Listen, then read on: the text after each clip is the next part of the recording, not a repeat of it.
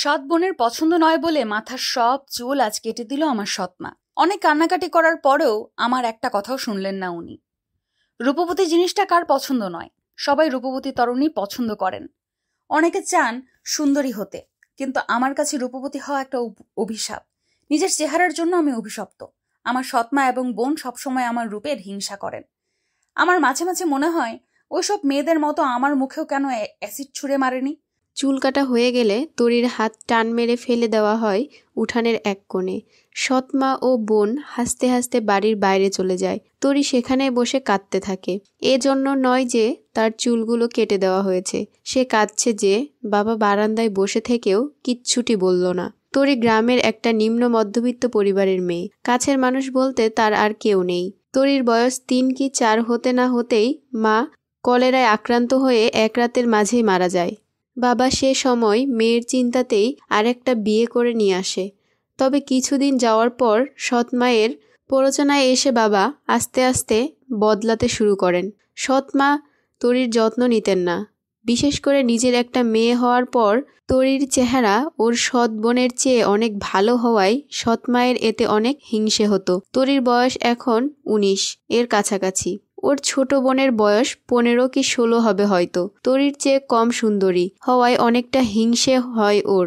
সেজন্যই তো আজ তরির মাথার সব চুল মাকে দিয়ে জোর করে কেটে দিল। মা মেয়ে অনেকটা খুশি আজ তরির এমন অবস্থা দেখে। তরির কিচ্ছু করার নেই, কারণ কিছু বলতে গেলে এ বাড়ির বাসি ভাতও যে তার কপালে জুটবে না। কাটা চুলগুলো হাতে তুলে নিয়ে বাড়ির পেছনের পুকুর পাড়ে চলে আসে তরি। পুকুর পাড়ের ওপর একটা বাঁকানো খেজুর গাছ আছে। পুকুরের পানির ওপর দিয়েই কিছুটা বাঁকা হয়ে আছে গাছটি। এখানে প্রায় এসে বসে থাকে সে। হাতে থাকা কাটা চুলগুলো নিয়ে গাছের ওপর গিয়ে বসে তরি। পা পানির ওপর মেলে দিয়ে কাটা চুলগুলো সামনে ধরে সে। নিজের এমন অবস্থার জন্য সে নিজের বাবাকে কখনো দোষারোপ করে না, সে দোষারোপ করে নিজের মাকে। আচ্ছা, মা কি আমাকেও নিয়ে যেতে পেরেছিলেন না? স্বার্থপরের মতো একা একা শান্তির ঘুম ঘুমাতে চলে গেলেন? নাকি আমি ওনার বোঝা হয়ে গেছিলাম যে এত তাড়াতাড়ি আমায় একা করে চলে গেলেন? হাতে থাকা চুলগুলো সহ পুকুরে শো করে তলিয়ে গেল তরি। সাঁতার সে জানে, তবে আজ আর সাঁতার কাটতে ইচ্ছে নেই তার। এই গভীর পুকুরটাতে তলিয়ে যেতে ইচ্ছে করে আজ ওর। কিন্তু কথায় আছে না, অভাগী যেখানে যায় সাগর শুকিয়ে যায়। এবারও এমন হলো। ঠিকমতো সে ডুবেও মরে যেতে পারল না। তার আগেই একজন পুকুরে ঝাঁপ দিয়ে তরিকে তুলে আনলো। তরিদের গ্রামটা আসলে লালমনিরহাটের কুলাঘাটে, যার পাশ দিয়ে বয়ে গেছে ধরলা নদী। জায়গাটা বেশ লোকপ্রিয় হওয়ায় বিভিন্ন জায়গা থেকে লোকজন ঘুরতে আসে সেখানে। তরিদের বাড়ির পেছন পাশ দিয়ে রাস্তা গেছে। এমনি ঘুরতে আসা লোকজনের মাঝে কেউ একজন তরিকে ডুবতে দেখে ফেলে। এরপর তরিকে উদ্ধার করে ঘাটে আনে। তরিকে কোলে করে ওদের বাড়িতে নিয়ে আসে। যে তরিকে তুলে আনলো তার বয়স হয়তো 40-45-এর কাছাকাছি হবে। তবে দেখে মনে হয় একদম সুস্থ সবল মানুষ। উনি তরির সুস্থতার খেয়াল করে নিজের গাড়িতে থাকা কিছু ঔষধ তরিকে খাইয়ে দিলেন। তরির বাবা পাশেই ছিলেন। লোকটির এমন পরিচর্যা দেখে তরির বাবা বেশ লজ্জিত হলেন। লোকটিকে দেখে মনে হলো উনি একজন ডক্টর। যাই হোক, তরির জ্ঞান ফেরার আগেই লোকটি তরির বাবার কাছে বিদায় নিলেন। বাড়িতে তরির সৎমা ও বোন ছিল না এতক্ষণ। তরির জ্ঞান ফিরলে নিজেকে বারান্দায় ছোট্ট চকিতে আবিষ্কার করল। পাশে ওর সৎমা ও বোন দাঁড়িয়ে আছে। ওর জ্ঞান ফিরতে দেখলেই বলে, মরণ, অভাগী মরেও না। কোথা থেকে যে ওসব ফিরিস্তা আইসে পড়ে। হ্যাঁ গো, একটু আগে ডুব দিতে পারোস নাই? নাকি আগে লোকজন দেখা ফের ডুব দিছোস, যাতে তোরে কেউ আইসা বাঁচায়? তরি এসবের মানে কিছুই বুঝতে পারল না। প্রচুর মাথা ব্যথা করছে। মাথার ভেজা ওড়না পেঁচিয়ে ঘরের ভেতর চলে গেল। তরির গরিব ঘরের মেয়ে হলেও কি হবে, পড়াশোনায় প্রচুর মেধাবী। পড়াশোনা ওর সৎ মা চেয়েও আটকাতে পারেনি, কারণ ছোট থেকে বৃত্তি পাওয়াই আর এ ব্যাপারে কারো সাহায্যের প্রয়োজন পড়েনি ওর। এসএসসিতেও অনেক ভালো রেজাল্ট করেছিল। শহরের একটা নামিদামি স্কুলে পড়ার সুযোগ পেয়েছিল সে। তবে পরিবারের চাপে সে যেতে পারেনি, তাই গ্রামেই একটা কলেজে ভর্তি হয়েছে। এখন উচ্চ মাধ্যমিক প্রথম বর্ষের ছাত্রী সে। 4 কি 5 হবে হয়তো। তরির বাবা উঠোনে বসে কুলোর গুণের তার দিয়ে গিট লাগাচ্ছিলেন। সে সময় সেদিনের মধ্যবয়স্ক লোকটি তরির বাবার সামনে এসে দাঁড়ায়। তরির বাবা লোকটিকে দেখে চমকে যায়, উঠে দাঁড়িয়ে সালাম দেয়। আসসালামু আলাইকুম। জি, ওয়ালাইকুম আসসালাম। কি কইবেন সাহেব? জি, আপনার মেয়েকে আমি আমার বাড়ির বউ বানিয়ে নিয়ে যেতে চাই। বিয়ে? জি। কথাটি শুনে তরির বাবা চিন্তিত মুখে দাঁড়িয়ে রইলেন। তৎক্ষণাৎ লোকটি তরির বাবার হাতে একটা ব্যাগ ধরিয়ে দিলেন। ব্যাগটা ওজনে বেশ ভারী লাগছিল, তাই সামাল না দিতে পেরে হাত থেকে মাটিতে পড়ে যায়। ব্যাগের চেইনটা খোলা থাকায় ব্যাগের ভেতরে থাকা বস্তুগুলো বেরিয়ে আসে, যেগুলো হলো টাকার বান্ডেল। তরির বাবা আর যাই হোক লোভী নন, তবে এমন সময় সংসার চালানো বেশ কঠিন। উনারও বয়স হয়েছে, খুব একটা খেটে রোজগার করার সামর্থ্য ওনার নেই। তাই সামনে থাকা ব্যক্তিটির দিকে তাকিয়ে উনি বললেন, সাহেব, আমি জানি নে আপনি কে, এইটাও জানি নে আমার মেয়েকে কি জন্যে নিজের বাড়ির বউ বানাইতে চান।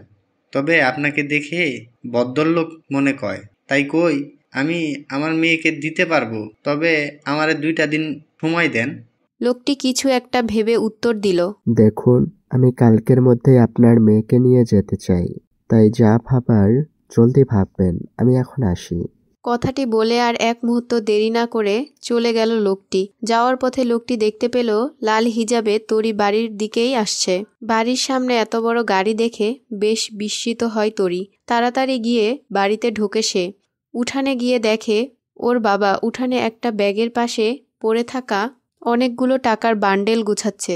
বাবার কাছে গিয়ে কপাল হালকা কুঁচকে জিজ্ঞাসা করে, বাবা, এত টাকা কোথায় পেলে তুমি? তরির বাবা বেশ হকচকিয়ে জবাব দেন, তুই ঘরে যা, তোর সব কথা না শুনলেও চলবো, যা এখন ঘরে যা। তরি আরও বেশি সন্দেহের দৃষ্টিতে তাকায় বাবার দিকে। টাকার ব্যাগ বাবার হাত থেকে উঠানের একপাশে ছুঁড়ে ফেলে দিয়ে বলে, বাবা, তোমায় যেটা বলেছি তার জবাব দাও। এত টাকা কোথায় পেলে? দেখ তরি, তোরে যেটা করতেছি সেটা শোন, যা ঘরে যা, মাথা গরম করবি না কইলাম। তরির বাবা এমন রাগ দেখে আর কিছু বলল না, ঘরে চলে গেল।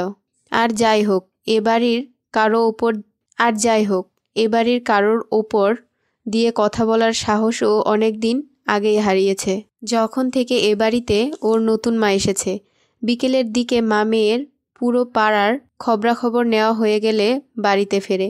রসুই ঘরের দায়িত্বটা তরিই সামলায়, বলা চলে প্রায় সকল কাজই সে করে। ওদিকে মা মেয়ে দুজনেই মিলে সারা গা মেরে খায়। পুকুরে গিয়ে গোসল করে দুজন মিলেই ঘরে ঢোকে। ঘরে ঢুকে চৌকির এক পাশে সেই ব্যাগ দেখতে পায়। ব্যাগে কি আছে তা দেখতে ব্যাগের চেইন খুলতেই দেখে অনেক টাকা। টাকাগুলো দেখে মা মেয়ে দুজনেরই চোখ বড় বড় হয়ে যায়। ব্যাগের মধ্যে হাত ঢুকিয়ে টাকার বান্ডেলগুলো নাড়তে থাকে। তরির বাবা ঘরে প্রবেশ করলেই জিজ্ঞেস করে, হ্যাঁ গো, কোথায় পেলে গো এত টাকা? চুরি চাকারি করলা নাকি লটারি লেগে গেছে? আহ, তোমরা শুরু হয়ে গেলা না? আরে, আজ একটা লোক তরির বিয়ার জন্য আইছিল, সেই দিয়া গেল এত টাকা। এখন এই টাকাগুলা যদি আজীবনের মতো চাও, তাহলে আগে তোমরা 2জন মিলে তরিরে বিয়ার জন্য রাজি করাও, বুঝলা? সকাল সকাল সৎমা ও বোনের আদর খেয়ে তরি হতবম্ব হয়ে বসে আছে। যে মহিলা কালি ওর মাথার চুল কেটে দিল, আজ সে ওর চুলের জন্য আফসোস করছে। হাতে এক বাটি পায়েস, ছানার সন্দেশ আরও কয়েক প্রকারের মিষ্টি এনে তরিকে আদুরে ভাবে খাওয়াচ্ছেন উনি। এতটা আদর তরির মনে কেমন যেন ঝড়ের আভাস দিচ্ছে। কারণ এর আগে যতবার এমন হয়েছে ততবারই কোনো না কোনো গণ্ডগোল হয়েছে ওর জীবনে। খাওয়া বাদ দিয়ে সৎমাকে বলে ওঠে তরি, মা, কিছু হয়েছে? আমাকে এত আদর যত্ন করছেন? নাটকীয়ভাবে সৎমা বলে ওঠে, আর বলিস নে তোরি, আজ তোর বিয়া হইয়ে গেলে তো আর আদর করবার পারুম না, তাই জন্যে আজ তোর পছন্দের মিষ্টিগুলান খাওয়াইতে আনলাম রে। বিয়ে? কার বিয়ে? ওমা, তোর বিয়ে? কি? এমন কিছুর আশঙ্কায় ছিল তরি। অবাক চোখে তাকিয়ে আছে ওর সৎমায়ের দিকে। ওদিকে বোনও মিটিমিটি হাসছে। নিজেকে প্রচুর বোকা মনে হচ্ছে তরির। এটা ছাড়া এ বাড়িতে আর কী বা আশা করতে পারে ও? এর প্রতিরোধ কখনোই করতে পারবে না সে জানে। এটাও বোঝার বাকি নেই কালকের টাকাগুলো কিভাবে এসেছে। বাকি রইল নিজের বাবার কথা। আচ্ছা, নিজের মেয়েকে তাহলে বিক্রি করে দেওয়াটাই খুবই গর্বের ব্যাপার। সব চিন্তাভাবনা মাথা থেকে দূর করে দিয়ে তরি ওর সৎমাকে উদ্দেশ্য করে বলে, আমি কোনো বিয়ে টিয়ে করতে পারবো না। কথাটি শুনে মুহূর্তের মাঝেই ওর সৎমায়ের মুখ কালো হয়ে গেল। রাগান্বিত স্বরে বলল, বিয়ে করবি না মানে? করবো না ব্যাস, তোমরা আমায় জোর করতে পারবে না। মরণ, তুই বিয়ে করবি না তোর ঘাড় করবে। শোন তরি, আজ তোরে বিয়ে করে নিয়ে যাবে। কোনো গন্ডগোল পাকালে তোরে জন্মের শিক্ষা দিয়ে দিব। চল মিলি। কথাগুলো শরীরে কাটার মতো বিঁধল। কিছু করার নেই। সৎমায়ের স্বভাব সম্পর্কে খুব ভালো করে জানে। যদি ওনার কথা মতো না চলে তাহলে হয়তো তরির অবস্থা আরও খারাপ করে দিতে পারে। মন চায় পালিয়ে যেতে, কিন্তু তাও করতে পারবে না সে, কারণ অতটা সাহস ওর মাঝে নেই। আর কোথায় বা যাবে, কী বা করবে, কোথায় থাকবে? এত কিছুর মাঝে আরও একটা জিনিস ওর মাথায় ঘুরপাক খাচ্ছে। আচ্ছা, কে এত টাকা দিয়ে আমায় কিনে নিল? শেষোক্ত কথাটি মনে করে নিজের অজান্তেই চোখের কোণে জল চলে আসে তরির। পরনে বোরখা ও মাথায় হিজাব পরে নিজের ঘরে বসে আছে তরি। একটু আগেই রেজিস্টার পেপারে সাইন করলো সে। এখন চলে যেতে হবে ওর। একদম স্তব্ধ হয়ে বসে আছে সে। যাকে নিজের জীবনটা দলিল করে দিল তাকে দেখা তো দূরের, নাম জানা হয়নি। একটু পর তরির রুমে সেই মধ্যবয়স্ক লোকটি প্রবেশ করলো এবং গভীর গলায় বলল, চল, আমাদের অনেকটা পথ যেতে হবে।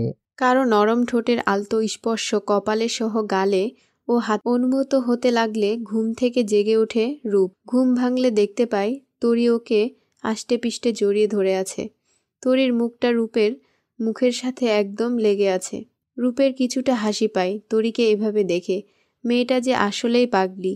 তারপর ভাবে, হয়তো বোনকেও এভাবেই জড়িয়ে ধরে ঘুমায়। তরিকে নিজের কাছ থেকে ছাড়িয়ে সুন্দর করে নিজের জায়গায় শুইয়ে দেয়।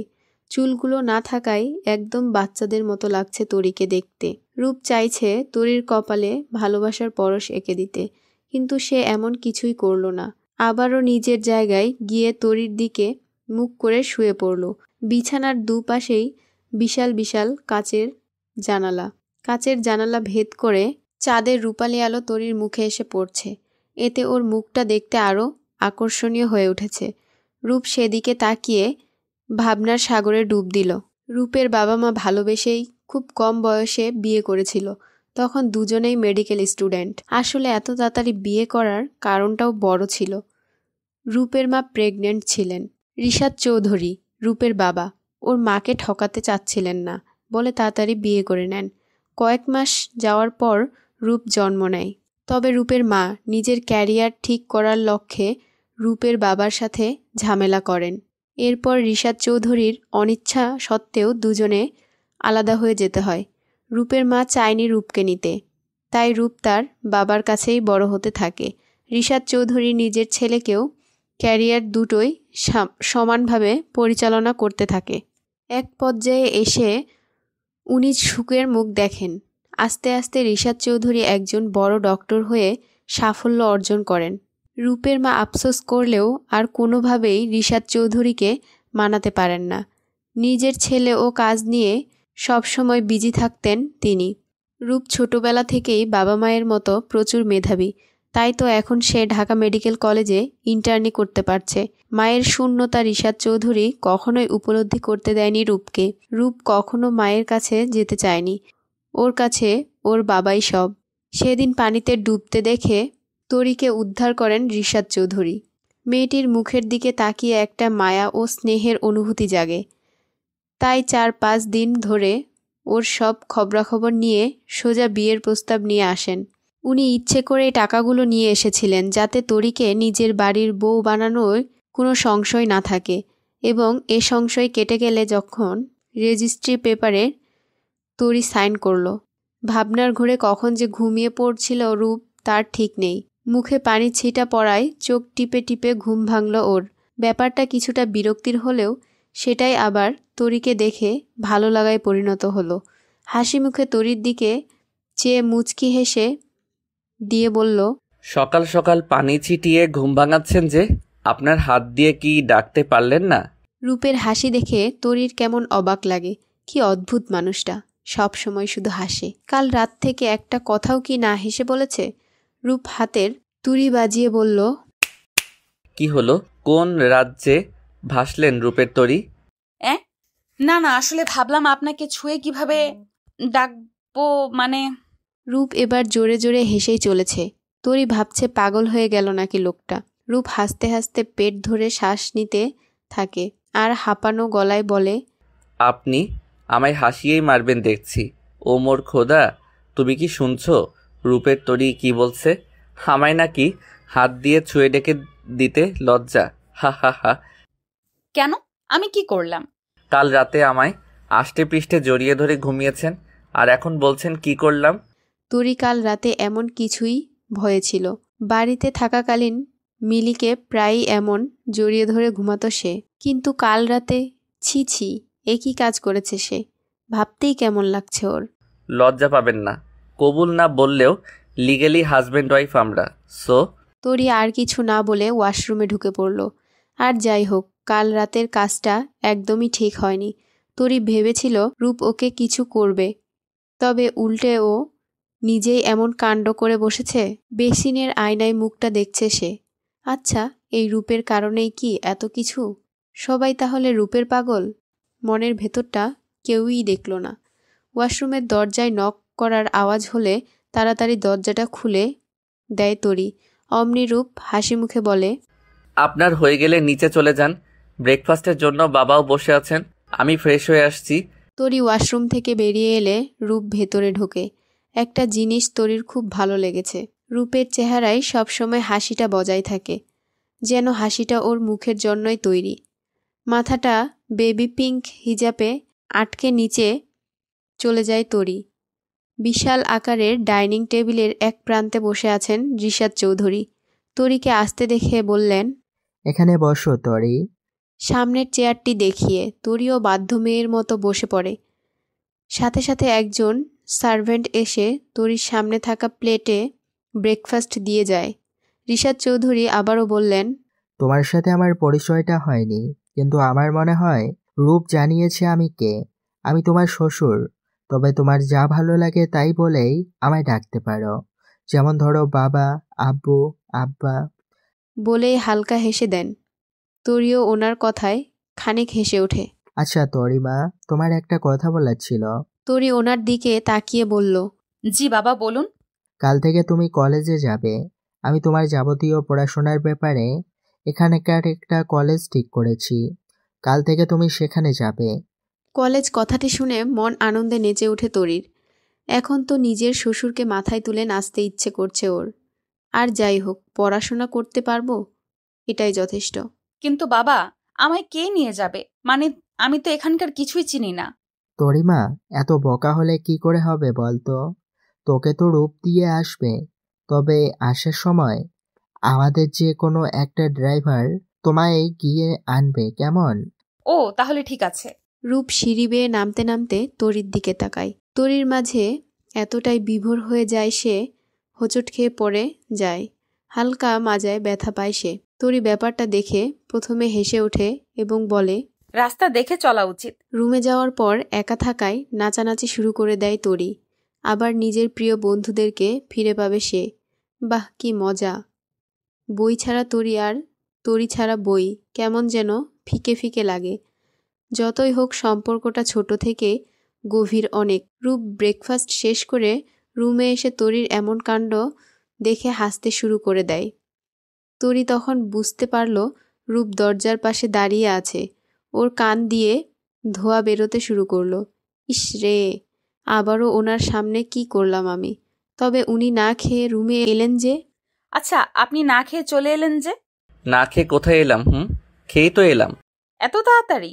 আমি একজন ডক্টর, এবং একজন ডক্টরের অনেক টাইম মেনটেন করে চলতে হয়। খাওয়ার বিষয় থেকে শুরু করে আমি সকল কাজ তাড়াতাড়ি করে করতে পছন্দ করি। ও। বিছানার উপর এতক্ষণ বসেছিল তরি। ঘুম থেকে ওঠার পরপরই কিছুটা শরীর খারাপ লাগছিল ওর।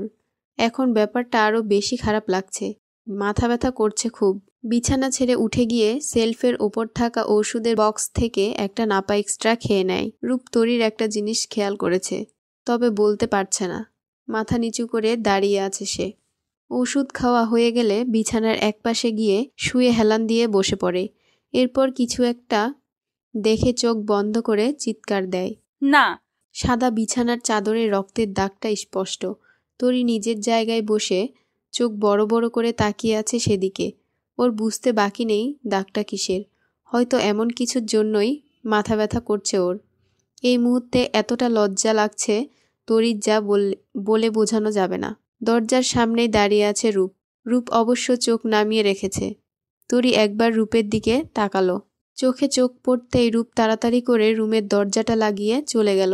নিজের এমন অবস্থার জন্য এই মুহূর্তে তরির কোনো রকম প্রস্তুতি নেই, কারণ এ বাড়িতে আসার আগে নিজের সমস্ত জিনিসপত্র সেভাবে গোছায়নি সে। বেডশিটের ওপর ব্লাড দেখেই গায়ে কেমন কাটা দিয়ে উঠেছে। কোনো কিছু চিন্তা না করেই বিছানা থেকে নেমে একটানে বেডশিটটা নিয়ে দৌড়ে ওয়াশরুমে চলে যায়। বেডশিটটা কাচতে কাচতে এক পর্যায়ে তরি নিজেই ভিজে যায়, তাই একই সাথে গোসলটাও সেরে ফেলে। তবে এবার সে পড়ল আসল ঝামেলায়। তড়িঘড়িতে জামাকাপড় ও শাড়ি নিয়ে আসতেই ভুলে গেছে সে। এবার উপায়? আচ্ছা, উনি তো এখন রুমে নেই, তাহলে তোয়ালেটা পেঁচিয়ে আমি কাপড় চোপড় নিয়ে আসি। মনে মনে ফোন দিয়ে আসছে তরি। ওর যা ভাবা তাই কাজ। গায়ে টাওয়াল পেঁচিয়ে ওয়াশরুম থেকে বেরিয়ে আলমারির সামনে এসে দাঁড়ায় সে। কিন্তু কি আর করার, মুখোমুখি তো হতেই হবে পরের দুজনকে, তাই না? স্যানিটারি ন্যাপকিন এর প্যাকেট হাতে দরজা খুলে রুমে প্রবেশ করে রূপ। রুমে ঢোকার পর তরিকে এমন অবস্থায় দেখে চিৎকার দেয়। তরিও রূপকে খেয়াল করার পর জোরে চিৎকার দেয়। এরপর ন্যাপকিনের প্যাকেটটা ফ্লোরে ফেলে দিয়ে নিজের রুম থেকে দৌড়ে বেরিয়ে আসে রূপ। লাইফে ফার্স্ট টাইম ওর সাথে এমন কোনো ঘটনা ঘটল। তরি আলমারির সামনে একদম স্ট্যাচু হয়ে দাঁড়িয়ে আছে। কাল থেকে ওর সাথে কী সব আজব আজব ঘটনা ঘটছে। তবে আজ তো তরির ইচ্ছে করে ব্যালকনি থেকে ঝাঁপ দিতে, কিন্তু পরনে তোয়ালে থাকায় সেটা পারল না। রূপের এই কাজটা তরির খুবই ভালো লেগেছে। হয়তো রূপও জানতো ওর এমন কিছুর প্রস্তুতি নেই এই মুহূর্তে, তাই হয়তো সঙ্গে সঙ্গে ন্যাপকিন নিয়ে এলেন। একটা মুচকি হেসে ফ্লোরে পড়ে থাকা ন্যাপকিনের প্যাকেটটি হাতে তুলে জামাকাপড় নিয়ে আবারও বাথরুমে চলে যায় সে। রুমের বাইরে প্রায় অনেকক্ষণ দাঁড়িয়ে আছে রূপ। ভেতরে ঢুকতে এখন অনেকটা লজ্জা করছে ওর। যাই হোক, এমন কিছু হবে ভাবতে পারেনি। রুমে যাবে করেও যাচ্ছে না, কিন্তু রূপ একটা কথা চিন্তা করল। যা হবার হয়েছে, আমারই তো বউ, এতে সমস্যা কোথায়? এটা ভেবেই দরজার লকের দিকে হাত বাড়ায়। অমনি ভেতর থেকে কেউ একজন দরজাটা খুলে দেয়। নীল রঙের থ্রি পিস ও সাদা ওড়নাটি মাথায় জড়ানো, চোখে মুখে বিন্দু বিন্দু জলের ফোঁটা লেগে আছে। সে কারণে তরির চেহারাটা আরও আকর্ষণীয় ও নেশা ধরানো লাগছে। রূপ মলিন চেহারায় তরি দেখে যাচ্ছে। নামটাও ভুল দেয়নি তরিকে। আসলেই এ হলো এক রূপের তরি। আজ পর্যন্ত কল্পনার জগতে ভেবে আসা সকল পরীদের রানী এই তরি। তুড়ি বাজানোই রূপ ভাবনার জগৎ থেকে বাস্তব জগতে ফেরে রূপ। ধন্যবাদ আপনাকে। রূপ কিছুটা কপাল কুঁচকে তরিকে বলল, ধন্যবাদ আমার সমস্যাটা বোঝার জন্য। তো এতে ধন্যবাদ দেওয়ার কি আছে? আমি এমনিতেও এমন সব ছোট ছোট কাজ করে থাকি। কোমরে হাত রেখে বুক ফুলিয়ে বলল রূপ। তরি হেসে দিল। এদিকে হৃদয় জুড়ানো হাসি। তরির হাসি দেখে রূপের পালস রেট বেড়ে যাচ্ছিল। এতটা সুন্দর করেও যে কেউ হাসতে পারে তা তরিকে না দেখলে বুঝতই না সে। আচ্ছা হয়েছে, আর শুনুন, এভাবে হাসবেন না প্লিজ। করুণভাবে তরিকে বলল রূপ। তরি ঠোঁট উল্টে চোখ গোল গোল করে ঘুরিয়ে বলল, কেন, হাসলে কি আপনার কানের সমস্যা হবে? রূপ মনে মনে উত্তর দিল, তুমি কি করে বুঝবে আমার রূপের তরি? ওভাবে হাসলে যে হৃদস্পন্দন বেড়ে যাচ্ছে, এরপরের বার মরেও যেতে পারি। বুকের বাঁ পাশে হাত রেখে কথাগুলো মনে মনে বলছিল রূপ। তরির কণ্ঠে আবারও চোখ মেলে তাকায়। আপনি কি এখানেই দাঁড়িয়েছিলেন? কি? না মানে মাত্রই তো আসলাম, আমি তো নিচে ছিলাম। সত্যি তো? তো আপনার কি মনে হয় আমি আপনাকে আবার টাওয়েলে মোড়ানো দেখতে দাঁড়িয়ে থাকবো? তরির দিকে কিছুটা ঝুঁকে দুষ্টু হেসে কথাটি বলল রূপ। তরি খানিকটা লজ্জা পায়, কারণ মনে মনে ও এটাই ভেবেছিল। রূপ ওকে পাশ কাটিয়ে রুমে ঢুকে পড়ে। আলমারি থেকে কাপড় চোপড় বের করে বিছানায় রাখতে রাখতে বলে, আমি একটু পর বের হব, ফিরতে রাত হতে পারে।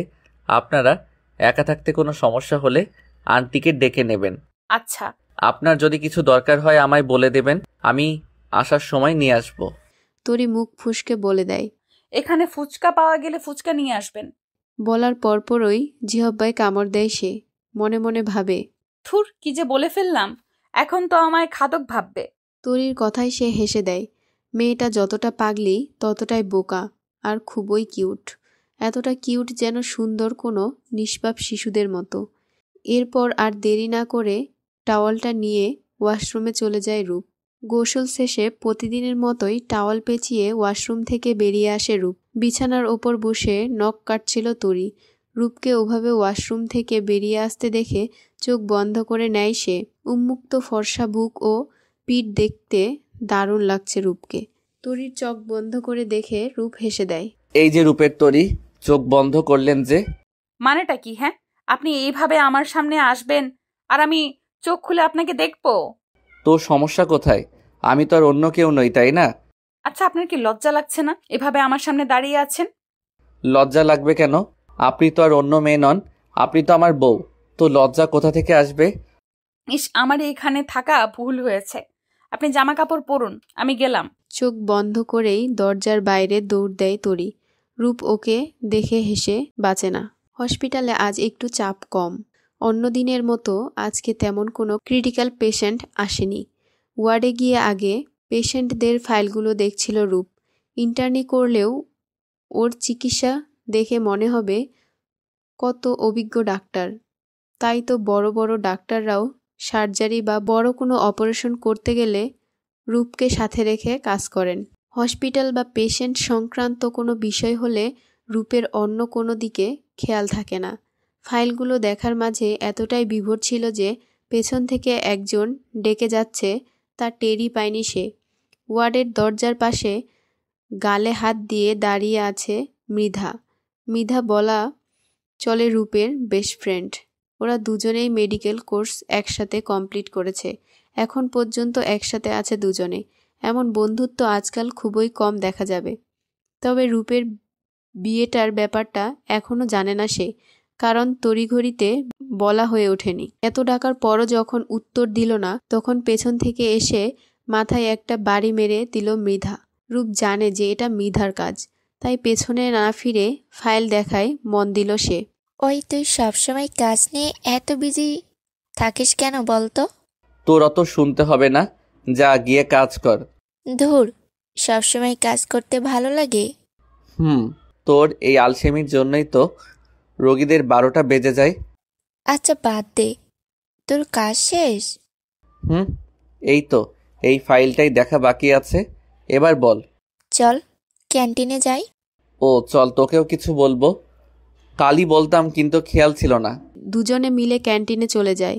মৃধা ভ্রু নাচিয়ে জিজ্ঞাসা করে, হ্যাঁ রে, কি এমন বলতে চাইছিলি? নাকি না জানিয়ে বিয়ে টিয়ে করে ফেললি? কথাটি বলে হাসতে থাকে মৃধা। রূপ কিছুটা ঘাবড়ে আছে, কারণ এ কথা যদি মৃধা জানে তো ওকে একবারে মেরে কিমা বানিয়ে দেবে। ভয়াত্ম কণ্ঠে বলে, কাল আমি বিয়ে করেছি। মৃধা কথাটি শুনে আরও জোরে জোরে হাসতে থাকে। ওকে দেখে মনে হচ্ছে রূপ যেন একটা মজার জোকস শোনালো ওকে। হাসিটা কন্ট্রোল করার চেষ্টা করে মৃধা বলে, হ্যাঁ রে, তাই নাকি? আমিও তো কাল হানিমুন থেকে ফিরেছি। আবারও হাসতে থাকে সে। এরপর রূপ ওকে একটা ধমক দিয়ে চুপ করিয়ে দেয়। এর পুরো ঘটনা খুলে বলে। মৃধা মনোযোগ দিয়ে শোনার পর রূপের দিকে অগ্নি দৃষ্টিতে তাকায়। নিজের চেয়ার ছেড়ে রূপের পিঠে দুমদাম করে কিল দিতে থাকে। ওকে না জানিয়ে বিয়ের ফল পাচ্ছে হয়তো রূপ। এরপর বিয়ের ট্রিট হিসেবে একটা রেস্টুরেন্টে ঢুকে এক গাদা খাবার অর্ডার করে তবেই শান্ত হয়। বাড়ির পথে আসার সময় রূপের মনে পড়ে তরি ফুচকার কথা বলেছিল। তাই একটা ফুচকার দোকান দেখে গাড়ি থামিয়ে ফুচকা কিনতে চায়। মোবাইলটা গাড়িতেই রেখে যায়। এদিকে রূপের মোবাইলে বারবার কল এসে যাচ্ছে। ফুচকা কিনে গাড়িতে ঢোকার পর দেখে ফোন বাজছে। ফোনটা ধরার পর ওপাশে ব্যক্তিটির কথা শুনে রূপের মুখটা এমন হয়ে যায় যেন কেউ ওর জীবন কেড়ে নিতে চেয়েছে। তড়িঘড়ি করে গাড়ি স্টার্ট দিয়ে বেরিয়ে পড়ে সে। অজ্ঞান অবস্থায় বিছানায় শুয়ে আছে তরি। তরির মাথার কাছে বসে আছে রিশাদ সাহেব এবং রুমে দুজন সার্ভেন্ট রয়েছে। তরিকে অজ্ঞান অবস্থায় দেখে রূপের জান যায় যায় ভাব। হাতে থাকা জিনিসপত্র টেবিলে রেখে দৌড়ে গিয়ে তরির পাশে বসে। মেয়েটার মুখটা মলিন হয়ে আছে। রিশাদ সাহেবের দিকে চিন্তিত চেহারায় তাকিয়ে বলে, কিভাবে হলো এমন বাবা? আমিও জানি না বাবা। চিত্রা তোরের রুমে খাবার দিতে এসে দেখে দরজা ভেতর থেকে লক। যখন অনেকবার ডাকার পরেও তোরই দরজা খুলল না, চিত্রা আমাদেরকে ডেকে আনে। এরপর দরজা ভেঙে দেখি ও ব্যালকনির দরজার সামনে অজ্ঞান হয়ে পড়ে আছে। তারপরই তো তোকে ফোন করলাম। কিন্তু এমন কিভাবে হলো? আমি তো কিছুই বুঝতে পারছি না।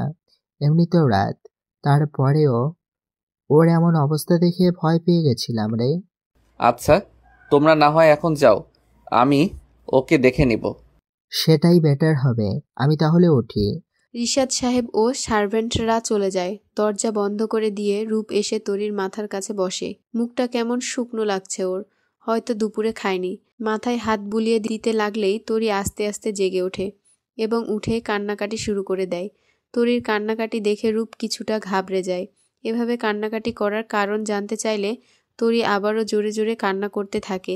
এক পর্যায়ে রূপ ওকে জোর করে একটা ধমক দেয়। তরি অত জোরে ধমক খেয়ে চুপ করে যায়, কিন্তু তখনও আস্তে আস্তে কাঁদতে থাকে। এবার রূপ ওর কাছে এমন হওয়ার কারণ জানতে চাইলে তরি বলতে থাকে, সন্ধ্যার কিছুক্ষণ আগে ছাদ থেকে বেডশিটটা নিয়ে রুমে এলাম। এরপর ব্যালকনিতে গিয়ে যেই লাইট দিলাম, দেখি ব্যালকনিতে রাখা চেয়ারে শাড়ি পরা একটা কঙ্কাল বসে আছে আর তার মুখে লাল লাল আলো জ্বলছে। আমি খুবই ভয় পেয়ে গেছিলাম। তারপর আমি দৌড়ে ওখান থেকে চলে আসার সময় হোঁচট খেয়ে পড়ে যাই। তরি যে একটু বোকা তা রূপ জানত, তবে সে যে এতটা ভীতু তা সে জেনে হাহা করে হাসতে শুরু করে দেয়। ওর হাসি দেখে তরি আবারও কাঁদতে শুরু করে আর ফুপিয়ে ফুপিয়ে বলে, আপনি খুব খারাপ। আমি ভূত দেখে ভয় পেয়ে কাঁদছি আর আপনি হাসছেন। রূপের হাসির মাত্রা আরও বেড়ে যায়। হাসতে হাসতে তরিকে বলে, ও ভালো কথা, তাহলে চলুন আমি আপনাকে ভূতের সাথে পরিচয় করিয়ে দেই। কি? চলুন। না না, আপনি পাগল নাকি? আমি এমনি তো অনেকটা ভয় পেয়েছি, তার উপর আর ওখানে আমি যাব না। আমি আর ব্যালকনিতে যাব না। আহা, আমি বলছি তো ওই ভূতের সাথে আমার ফ্রেন্ডশিপ আছে, আপনাকে কিচ্ছু করবে না। ভূতেদের সাথে ফ্রেন্ডশিপও করা যায়? আগে জানতাম না তো। এখন তো জানলেন। আর ভূতের পরনে একটা শাড়ি ছিল, তাই না? হ্যাঁ, আপনি কিভাবে? ওই শাড়িটা আমি ওকে গিফট করেছি। আপনার মাথা ঠিক আছে? কি আবল তাবল বলছেন? আবল তাবল? তাহলে চলুন, সব বুঝতে পারবেন। তরি যেতে না চাইলেও রূপ ওকে জোর করে টেনে ব্যালকনিতে নিয়ে যায়। এখনও কঙ্কালটাকে ওখানে বসে থাকতে দেখে কান্না শুরু করে দেয় তরি। মিট মাই ফ্রেন্ড কঙ্কাল রানী। এবং কঙ্কাল রানী এটা আমার ওয়াইফ রূপের তরি। সো এখন বলুন কেমন লাগলো আমার ফ্রেন্ডকে? তরি একবার রূপের দিকে তাকায় আর একবার কঙ্কালটির দিকে তাকিয়ে কপালে ভাঁজের রেখা ফেলে বলে, তার মানে এটা? জি হ্যাঁ রূপের তরি, এটা কোনো ভূত নয়, এটা একটা সাধারণ কঙ্কাল, তবে আমার কাছে অসাধারণ। এই কঙ্কালটি দিয়েই মেডিকেল কোর্স শেষ করেছি আমি। অতটা স্পেশাল কিছু নেই, এটা একটা মেয়ে কঙ্কাল, তাই এভাবে শাড়ি পরিয়ে রেখে দিয়েছি। আসলে বেলকনিতে একা বসে থাকতে ভালো লাগতো না, তাই এই কঙ্কালটি সাজিয়ে রাখা। আচ্ছা, আপনার মাথায় কি বুদ্ধি শুদ্ধি নেই? এভাবে একটা কঙ্কাল রেখেছেন, তার উপর এমন ভাবে সাজিয়েছেন যে কেউ দেখলে ভয় পেয়ে যাবে। আমিও অনেকটা ভয় পেয়েছিলাম। ওকে ওকে, আজ থেকে সরিয়ে দিচ্ছি, আর এটা এখানে রাখবো না। এবার হ্যাপি? তরি রাগে মুখ ফুলিয়ে কিছু না বলেই রুমে চলে যায়। এরপর রিশাদ সাহেব, রূপ ও তরি একসাথে ডিনার শেষ করে। তরি খাওয়া দাওয়া শেষে রুমে চলে আসে। রূপ জানে যে তরি রাগ করেছে। বিছানার মাঝখানে এক গাদা বালিশ দিয়ে নিজের জায়গায় শুয়ে পড়ে তরি। একটু পর রূপ রুমে আসে, দেখে একদম বাচ্চাদের মতো গুটিসুটি মেরে শুয়ে আছে তরি। দরজাটা লাগিয়ে রূপও নিজের জায়গায় গিয়ে শুয়ে পড়ে। মাঝরাতের দিকে দাঁত কড়মড় করার আওয়াজে রূপের ঘুম ভেঙে যায়। এমনিতেও ওর ঘুম খুব হালকা। ল্যাম্পের সুইচটা দিয়ে পাশে তাকায় রূপ, দেখে তরি ঠান্ডায় কাঁপছে। ওর মাথায় হাত দিয়ে দেখে গা গরমে পুড়ে যাচ্ছে। রূপ মনে মনে চিন্তা করলো, পাগলি তাহলে আসলেই অনেক ভয় পেয়েছে, নইলে এত জ্বর আসতো না। এরপর রূপ উঠে গিয়ে একটা বাটিতে পানি ও নিজের রুমাল নিয়ে আসে এবং সেগুলো দিয়ে তরির কপালে জলপট্টি দিতে থাকে। এভাবে সারা রাত তরির মাথার কাছে বসে সব কিছুই করে, জ্বর কমানোর জন্য যা যা করতে হয়। তখন তরির জ্বর কমে গেলে এক পর্যায়ে তরির পাশেই ঘুমিয়ে পড়ে রূপ। সকালবেলা তরি ঘুম থেকে উঠে দেখে রূপ ওকে জড়িয়ে ঘুমিয়ে আছে। রূপকে ওভাবে দেখে তরি কিছুটা ভয় পেয়ে যায়। রূপ ওকে খারাপ কিছু। তরি তাড়াতাড়ি করে বিছানা ছেড়ে উঠে একটা চিৎকার দেয়। তরির চিৎকার শুনে রূপের ঘুম ভেঙে যায়। ধরফরিয়ে ঘুম থেকে উঠে তরিকে জিজ্ঞাসা করে, আপনি ঠিক আছেন? ঠিক আছেন মানে? আপনি আমায়... কি আপনাকে? আপনাকে তো আমি ভালো মানুষ ভেবেছিলাম, কিন্তু আপনি যে এমন তা জানতাম না। ছি! আমি কি করেছি বলবেন তো? আপনি আমাকে ওভাবে... আমার তো বলতেও লজ্জা লাগছে। দেখুন, আপনি হয়তো ভুল কিছু নিয়ে কথা বলছেন। আমি নিজের চোখে দেখেছি, আর আমি ভুল বলবো? তবে এটা নিয়ে ও শিওর কোনো খারাপ কিছু সে করেনি তরির সাথে। হয়তো তরির পাশে ঘুমিয়ে যেতে পারে, কারণ রাত জাগা হয়েছে কাল। দেখুন, আপনি আমার থেকে 10 হাত দূরে দূরে থাকবেন। এসব নিয়ে কোনো ঝামেলা না করাই ভালো বলে মনে হয় রূপের, তাই হাসি মুখে জবাব দেয়, ঠিক আছে, এখন ফ্রেশ হয়ে রেডি হয়ে নিন, আপনার কলেজে আজ প্রথম দিন। কথাটি বলে বিছানা ছেড়ে উঠে যায় রূপ। রূপের এমন জবাবের প্রতি উত্তরে কি বলা উচিত তরির তা সে জানে না। তবে ওর কাছে মনে হয় মানুষটা খুব অদ্ভুত। এখন যেহেতু তরি ওকে বলে দিয়েছে দূরে দূরে থাকতে, সেহেতু আর কোনো চিন্তা নেই। এখন কলেজ যাওয়ার প্রস্তুতি নিতে হবে ওকে। ফ্রেশ হয়ে সকালের নাস্তা শেষ করে রুমে আসে তরি। একটা বেবি পিঙ্ক কালারের লং 3 পিস এবং সাদা হিজাব মাথায় আটকে কাঁধে ব্যাগ ঝুলিয়ে বাইরে আসে তরি। গাড়ির সামনে হেলান দিয়ে থাকা রূপ কালো জিন্স, হালকা গোলাপি শার্ট পরেছে, চোখে সানগ্লাস ও হাওয়ায় উড়তে থাকা সিল্কি চুলগুলো, সব মিলিয়ে আজ রূপকে অসাধারণ লাগছে দেখতে। তরি রূপের দিকে একবার তাকিয়ে অন্যদিকে চোখ ঘুরিয়ে নেয়। তরিকে দেখে রূপ একটা মুচকি হাসে। গাড়ির সামনের সিটের দরজাটা খুলে দেয় তরির জন্য। তরি সেদিকে না গিয়ে পেছনের সিটের দরজাটা খুলতে থাকে, কিন্তু দরজাটা খুলতে অক্ষম হয় সে। তাই উপায় না পেয়ে রূপের পাশের সিটেই বসতে হয় ওকে। মুখ ফুলিয়ে বসে আছে তরি। রূপ সেদিকে একবার খেয়াল করে গাড়ি স্টার্ট করে দেয়। গাড়িতে কেউ আর কারো সাথে কথা বলছে না। রূপ এমন একজন যে শুধু তার প্রিয়জনদের সাথেই 2-1টা কথা বেশি বলে, নইলে প্রয়োজন ছাড়া সে খুব একটা কথা বলে না। এমনিতে সে খুবই নরম মনের মানুষ, ছেলে হলেও খুবই ইমোশনাল সে। তবে হাসিটা কখনোই যেন তার চেহারা ছেড়ে যায় না, সবসময় হাসির ছাপ ওর মুখেই লেগে থাকে। হাসিটা ছাড়া যেন অসম্পূর্ণ রূপ। কিছুক্ষণ পর ওরা কলেজের গেটের সামনে এসে পৌঁছে। গাড়িটা পার্ক করে দুজনেই নেমে পড়ে গাড়ি থেকে। কলেজের ভেতরে ঢুকতে গেলে তরির সাথে রূপও যায়। এটা দেখে তরি বলে, কি ব্যাপার, আপনি কেন আসছেন? কেন আবার? আপনার ক্লাসরুম ও বাকি সবকিছু বুঝিয়ে দেই, চলুন। আমি গ্রামের মেয়ে, তবে পড়ালেখা তো জানি, তাই না?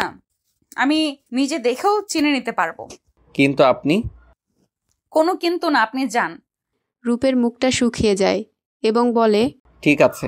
এটা বলার পর রূপ সেখান থেকে চলে আসে। তরি একটা লম্বা নিঃশ্বাস ফেলে সামনের দিকে হাঁটা দেয়। কলেজটা এতটা বড় ও গোলকধাঁধার মতো যে তরি কিছুতেই কিছু বুঝে উঠতে পারছে না। রূপকে যেতে বলে এখন ও নিজেই বিপদে পড়েছে বলে মনে হচ্ছে। কয়েকজন মেয়েকে দাঁড়িয়ে থাকতে দেখে সেখানে যায় তরি। আসসালামু আলাইকুম আপুরা, আমাকে একটা হেল্প করবেন প্লিজ? আমি কলেজে আজ নতুন, আমার ক্লাসরুমটা খুঁজে পাচ্ছি না, একটু দেখিয়ে দেবেন আমায়? মেয়েগুলো তরির দিকে তাকিয়ে একবার পরস্পরের দিকে তাকায় এবং সবাই মিলে হাসি মুখে বলে, হ্যাঁ হ্যাঁ অবশ্যই, চলো চলো। বলে তরিকে নিয়ে যায় ক্লাসরুমের দিকে। দোতলার একবারে শেষের রুমটায় গিয়ে পৌঁছে ওরা। তরিকে ভেতরে ঢুকতে বলে ওরা চলে যায় সেখান থেকে।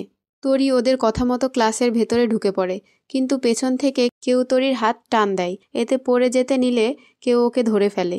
যে ব্যক্তিটি ওকে ধরেছে তার দিকে তরির এক দৃষ্টিতে তাকিয়ে রয়েছে, কারণ সে রূপ। তরির চোখের সামনে বা হাত দিয়ে তুড়ি বাজায়, এতে তরি কিছুটা লজ্জা পায়। ও ভাবে তাকিয়ে থাকার জন্য, কিছুটা রেগে রূপকে প্রশ্ন করে, এভাবে কেন টান দিলেন? আমার হাতে খুব লেগেছে। ইস, আপনাকে এখানে কারা নিয়ে এলো? সে কি কথা? এটা তো আমার ক্লাসরুম। কয়েকটা মেয়ে আমায় এখানে দিয়ে গেল, কিন্তু আপনি এখনো যাননি। আমি যাব কি না যাব আপনাকে ভাবতে হবে না। অ্যান্ড বাই দ্য ওয়ে, আপনার ক্লাসরুম নিচতলার শেষের রুমটা, এটা নয়। কি? হ্যাঁ, ওই মেয়েগুলো হয়তো আপনার সাথে মজা করেছে। হতেও পারে। রূপ ও তরি রুমটার সামনে দাঁড়িয়ে কথা বলছিল। একটু পরই রুম থেকে 4-5 জন ছেলে বেরিয়ে যায়। ছেলেগুলোকে দেখে মনে হয় খুব একটা সুবিধার নয়। এদের রুম থেকে চলে যাওয়ার দেখে তরির চোখ বড় বড় করে তাকিয়ে আছে। তরির এখন বুঝ আসলো কেন মেয়েগুলো ওকে এখানে রেখে গিয়েছিল। রূপের দিকে তাকিয়ে ছলছল চোখে বলে, সরি। কেন? আমি চলে গেলে ভালো হতো, তাই না? দয়া করে ওভাবে বলবেন না, আমার ভুল হয়ে গেছে, মাফ করে দিন প্লিজ। এভাবে বললে করব না। আমার একটা শর্ত আছে। কি শর্ত? আমার বন্ধু হতে হবে। হো, এই শর্ত? আমি তো রাজি। তরি আগে হাত বাড়িয়ে দেয় রূপের দিকে। রূপ আস্তে করে তরির কোমল হাতটি ধরে একসাথে ক্লাসের সামনে এসে দাঁড়ায়। তরি রূপের দিকে হাসি মুখে তাকিয়ে বিদায় দিয়ে ক্লাসরুমে ঢুকে পড়ে। তরির রুমে ঢুকে গেলে রূপও চলে আসে সেখান থেকে। এটা ভেবে এসে খুবই খুশি। আর যাই হোক, ফ্রেন্ডশিপ তো হলো। এখন নিজের কাছে নিজেই খারাপ লাগছে তরির। কত কথা আজ সকালে শুনালো সে, মনে মনে বলছে, যদি আজ উনি চলে যেতেন তাহলে আমি আর নিজের মাঝে ফিরতে পারতাম না। ক্লাসরুমে ঢোকার পরে সে দেখে তখনকার মেয়েগুলো। আপনারা তো খুব বজ্জাত দেখছি। একটু সাহায্য কি চাইলাম, উল্টে আপনারা আমায় বিপদে ফেলতে চাইলেন। তোমার সাহস তো কম না মেয়ে, আমাদের ক্লাসরুমে এসে আমাদের ফ্রেন্ডকে কথা শোনানো হচ্ছে। কথাগুলো শুনে তরির রাগ হয়ে যায়, সাথে সাথে জবাব দেয় সে, ও, সাহায্য চাইলে আমাকে ভুলভাল জায়গায় দেখাবে আর আমি মনে হয় তার সেবা করব? যা করেছি বেশ করেছি। পরের বার আমার সাথে এমন কোনো মজা করলে আবারও বলবো। আসছে কোন নাটের গুরু। ছেলেগুলোকে দেখে মনে হচ্ছে পারলে তরিকে চিবিয়ে খায়, কিন্তু কিছু করার আগেই রুমে স্যার ঢুকে পড়ে। তরি তাড়াতাড়ি সামনে একটা সিটে বসে পড়ে। মনোযোগ দিয়ে পুরো ক্লাসটা করার পর ক্লাসরুম ছেড়ে চলে আসতে নেয় তরি। তখনই ওই মেয়েগুলো তরিকে চেপে ধরে। ওদের মাঝে একটা মেয়ে বলে ওঠে, খুব তো বড় বড় কথা বলছিলি, তোর সাহস কি করে হয় আমাদের মুখের উপর কথা বলার? জানিস আমি কে? আমার বাবা এই কলেজের ফাউন্ডার। তোর কি হাল করতে পারি তা তোর জানা নেই। এখন চল, চুপচাপ ক্ষমা চা। তরি কিছু একটা ভেবে মেয়েটিকে সরি বলে রুম থেকে বেরিয়ে এলো। রূপ ওদের ড্রাইভারকে বলেছিল ওকে নিয়ে আসতে, তরিকে নিতে, তাই আগে থেকেই তরির জন্য গাড়ি এসে রয়েছে। তরি সকাল সকালেই বাড়ি ফিরে। সন্ধ্যায় বাড়ি ফেরার পর বাড়ির ভেতরে পুরোটা ফুল দিয়ে সাজানো দেখে রূপ অবাক। দেখা যায় রিশাদ সাহেব এইসব কিছুর দিক নির্দেশনা দিচ্ছেন। বাবার কাছে গিয়ে রূপ হাসি মুখে জিজ্ঞাসা করে, এসব কি হচ্ছে বাবা? কোনো পার্টি বা অন্য কোনো ফাংশন? আমি তো জানি না। আসলে ভাবলাম তোরির আর তোর বিষয়টা তো হলো, তাও আবার তুই ছিলি না, আর তোদের বিয়েটা পড়ানো বাকি ছিল, তাই আর কি আজ ভাবলাম বাকি কাজটা সেরে ফেলি। কিন্তু বাবা, তুমি তো চেয়েছিলে বিষয়টা পরে করতে, তাহলে হঠাৎ আজ? পরে কি হবে না হবে তার তো কোনো কিছুই বুঝতে পারি না, তাই না? তাই ভাবছি জলদি জলদি সব সেরে ফেলাটাই বুদ্ধিমানের কাজ হবে। ঠিক, কিন্তু তোরই জানে। আরে ওই কি? আরে ও তো জানে না, তবে তুই বল, সেটাই বেটার হবে। ওকে। এই বলে সিঁড়ি বেয়ে নিজের রুমে চলে যায় রূপ। দরজার নক করার পর ভেতর থেকে আওয়াজ আসে, জি আসুন। রুমে ঢুকে রূপ তরিকে বিছানায় বসে বই পড়া অবস্থায় পায়। আজ কি ফুচকা আনেননি? সরি, একদম ভুলে গেছি। তবে হ্যাঁ, কাল শিওর নিয়ে আসবো। ও হ্যাঁ, নতুন কলেজ কেমন লাগলো? আর কলেজ থেকে কখন এসেছেন? অনেক ভালো লাগলো। আর বাড়ি ফিরেছি সে তো অনেক আগেই। বুঝলাম। আজ বাড়িতে কি হচ্ছে তা কি জানেন? কই না তো, কিছুই তো জানি না। রূপ এদিক ওদিক চোখ উল্টিয়ে সরাসরি বলে তরিকে, আজ আমার আর আপনার বিয়ে। বিয়ে? হ্যাঁ, আমাদের বিয়ে পড়ানো হবে আজকে। ও। এটুকু বলে আবারও চুপচাপ নিজের বই পড়ায় মন দিল তরি। রূপ তরির এমন রিয়াকশনে অবাক, কারণ ও ভেবেছিল তরি হয়তো আরও কিছু বলবে, কিন্তু না, আর একটাও কথা না বলে স্বাভাবিকভাবে বই পড়ে যাচ্ছে সে। রূপ অতশত না ভেবে ফ্রেশ হতে চলে গেল। রাত 8টার দিকে বিয়ে পড়ানোর জন্য কাজী এসে চৌধুরী ম্যানশনে পৌঁছালো। হালকা কিছু লোকজনের সমাগম হলো বাড়িতে। সাদা শার্টের ওপর কালো কোট ও কালো প্যান্ট রূপকে দারুণ লাগছে। নিজেকে পারফেক্ট লাগছে কিনা তা আয়নায় দেখছে রূপ। এর মাঝে ওয়াশরুম থেকে বেরিয়ে এলো তরি। লাল এবং কালোর মিশ্রণে একটা শাড়ি ও মাথায় কালো রঙের হিজাব। বেরিয়ে এসেই রূপের দিকে হাঁ করে তাকিয়ে আছে সে। আপনিও কালো পড়েছেন? বাহ। ও, হোয়াট এ কো ইনসিডেন্স। আমিও তো তাই ভাবছি। আচ্ছা, ভাবাভাবির পর্ব শেষ করুন, চলুন নিচে চলুন, নইলে বাবা আপনাকে কিছু না বললেও আমায় আস্ত রাখবে না। ঠিক আছে, চলুন। বিয়ের বাকি কাজ ভালোভাবেই শেষ হয়ে যায়। এরপর খাওয়া দাওয়া, হালকা গল্পগুজব করে সবাই চলে যান। নিজের রুমে এসে জামাকাপড় চেঞ্জ করে ক্লান্ত শরীর নিয়ে শুয়ে পড়ে রূপ। আজ অনেকটাই ক্লান্ত সে। রূপকে দেখে তরি বলে, এই যে আপনি তো আমার জায়গা নিয়েই শুয়ে পড়লেন। ঘুম ঘুম কণ্ঠে আস্তে রূপ বলে, আজ আর সেকশন আলাদা না করি, আমার খুব ঘুম পাচ্ছে। আপনি প্লিজ আজকের মতো অ্যাডজাস্ট করুন, কাল থেকে না হয় বর্ডার দিয়ে শুভ। তরি আর কিছু না বলে চেঞ্জ করে নেয়। এরপর বিছানার সামনে সোফায় গিয়ে নিজের ক্লাসের একটা বই খুলে বসে পড়ে। কিছু সময়ের মাঝেই রূপ গভীর ঘুমিয়ে বিভোর হয়ে যায়। বইয়ের পাতার ওপর থেকে চোখ তুলে রূপের দিকে তাকায় তরি। একটা মুচকি হেসে বইটা বন্ধ করে দিয়ে ধীর পায়ে রূপের মাথার কাছে গিয়ে বসে সে। ভালো করে পর্যবেক্ষণ করার পর সে দেখল আসলেই রূপ গভীর ঘুমে। এবার সে তার ডান হাতটা রূপের মাথার চুলে ডুবিয়ে দেয়। আস্তে আস্তে হাত বুলাতে থাকে রূপের মাথায়, আর মনে মনে হাজারো কথা বলতে থাকে সে। আপনি আমাকে যে বোকা বলেন, আপনি তো নিজেই বোকা, কিছু বোঝেন না। অবশ্য বোঝার মতো আমি তেমন কিছু করিও নি। আপনি যে কেমন তা আমি প্রথম দিনেই বুঝে গেছি, কিন্তু আমি কেমন তা আপনি হয়তো এখনো বোঝেননি।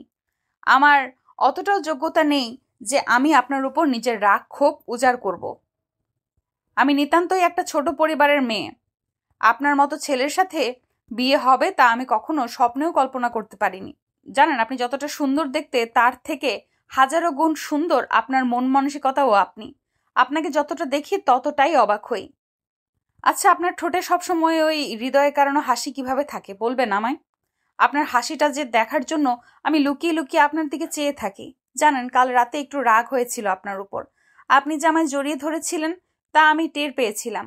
তবে আমার রাগ এই কারণে হয়েছিল যে সারা রাত আমার জন্য আপনি এত কষ্ট করলেন কেন? আমায় একটিবার ডাকতেও তো পারতেন। তাই তো আপনার সাথে সকালে অমনটা করেছিলাম। সেটার জন্য আপনার কাছে ক্ষমাও চাইছি। দয়া করে মাফ করে দিবেন। আজ অবশ্য বিয়ে পড়ানোর বিষয়টা আমিই বাবাকে বলেছিলাম। ভাবলাম বিয়ে তো বিয়েই, বাকি কেন থাকবে। আর হ্যাঁ, ইচ্ছে করেই শাড়িটা আপনার সাথে ম্যাচিং করে পরেছিলাম।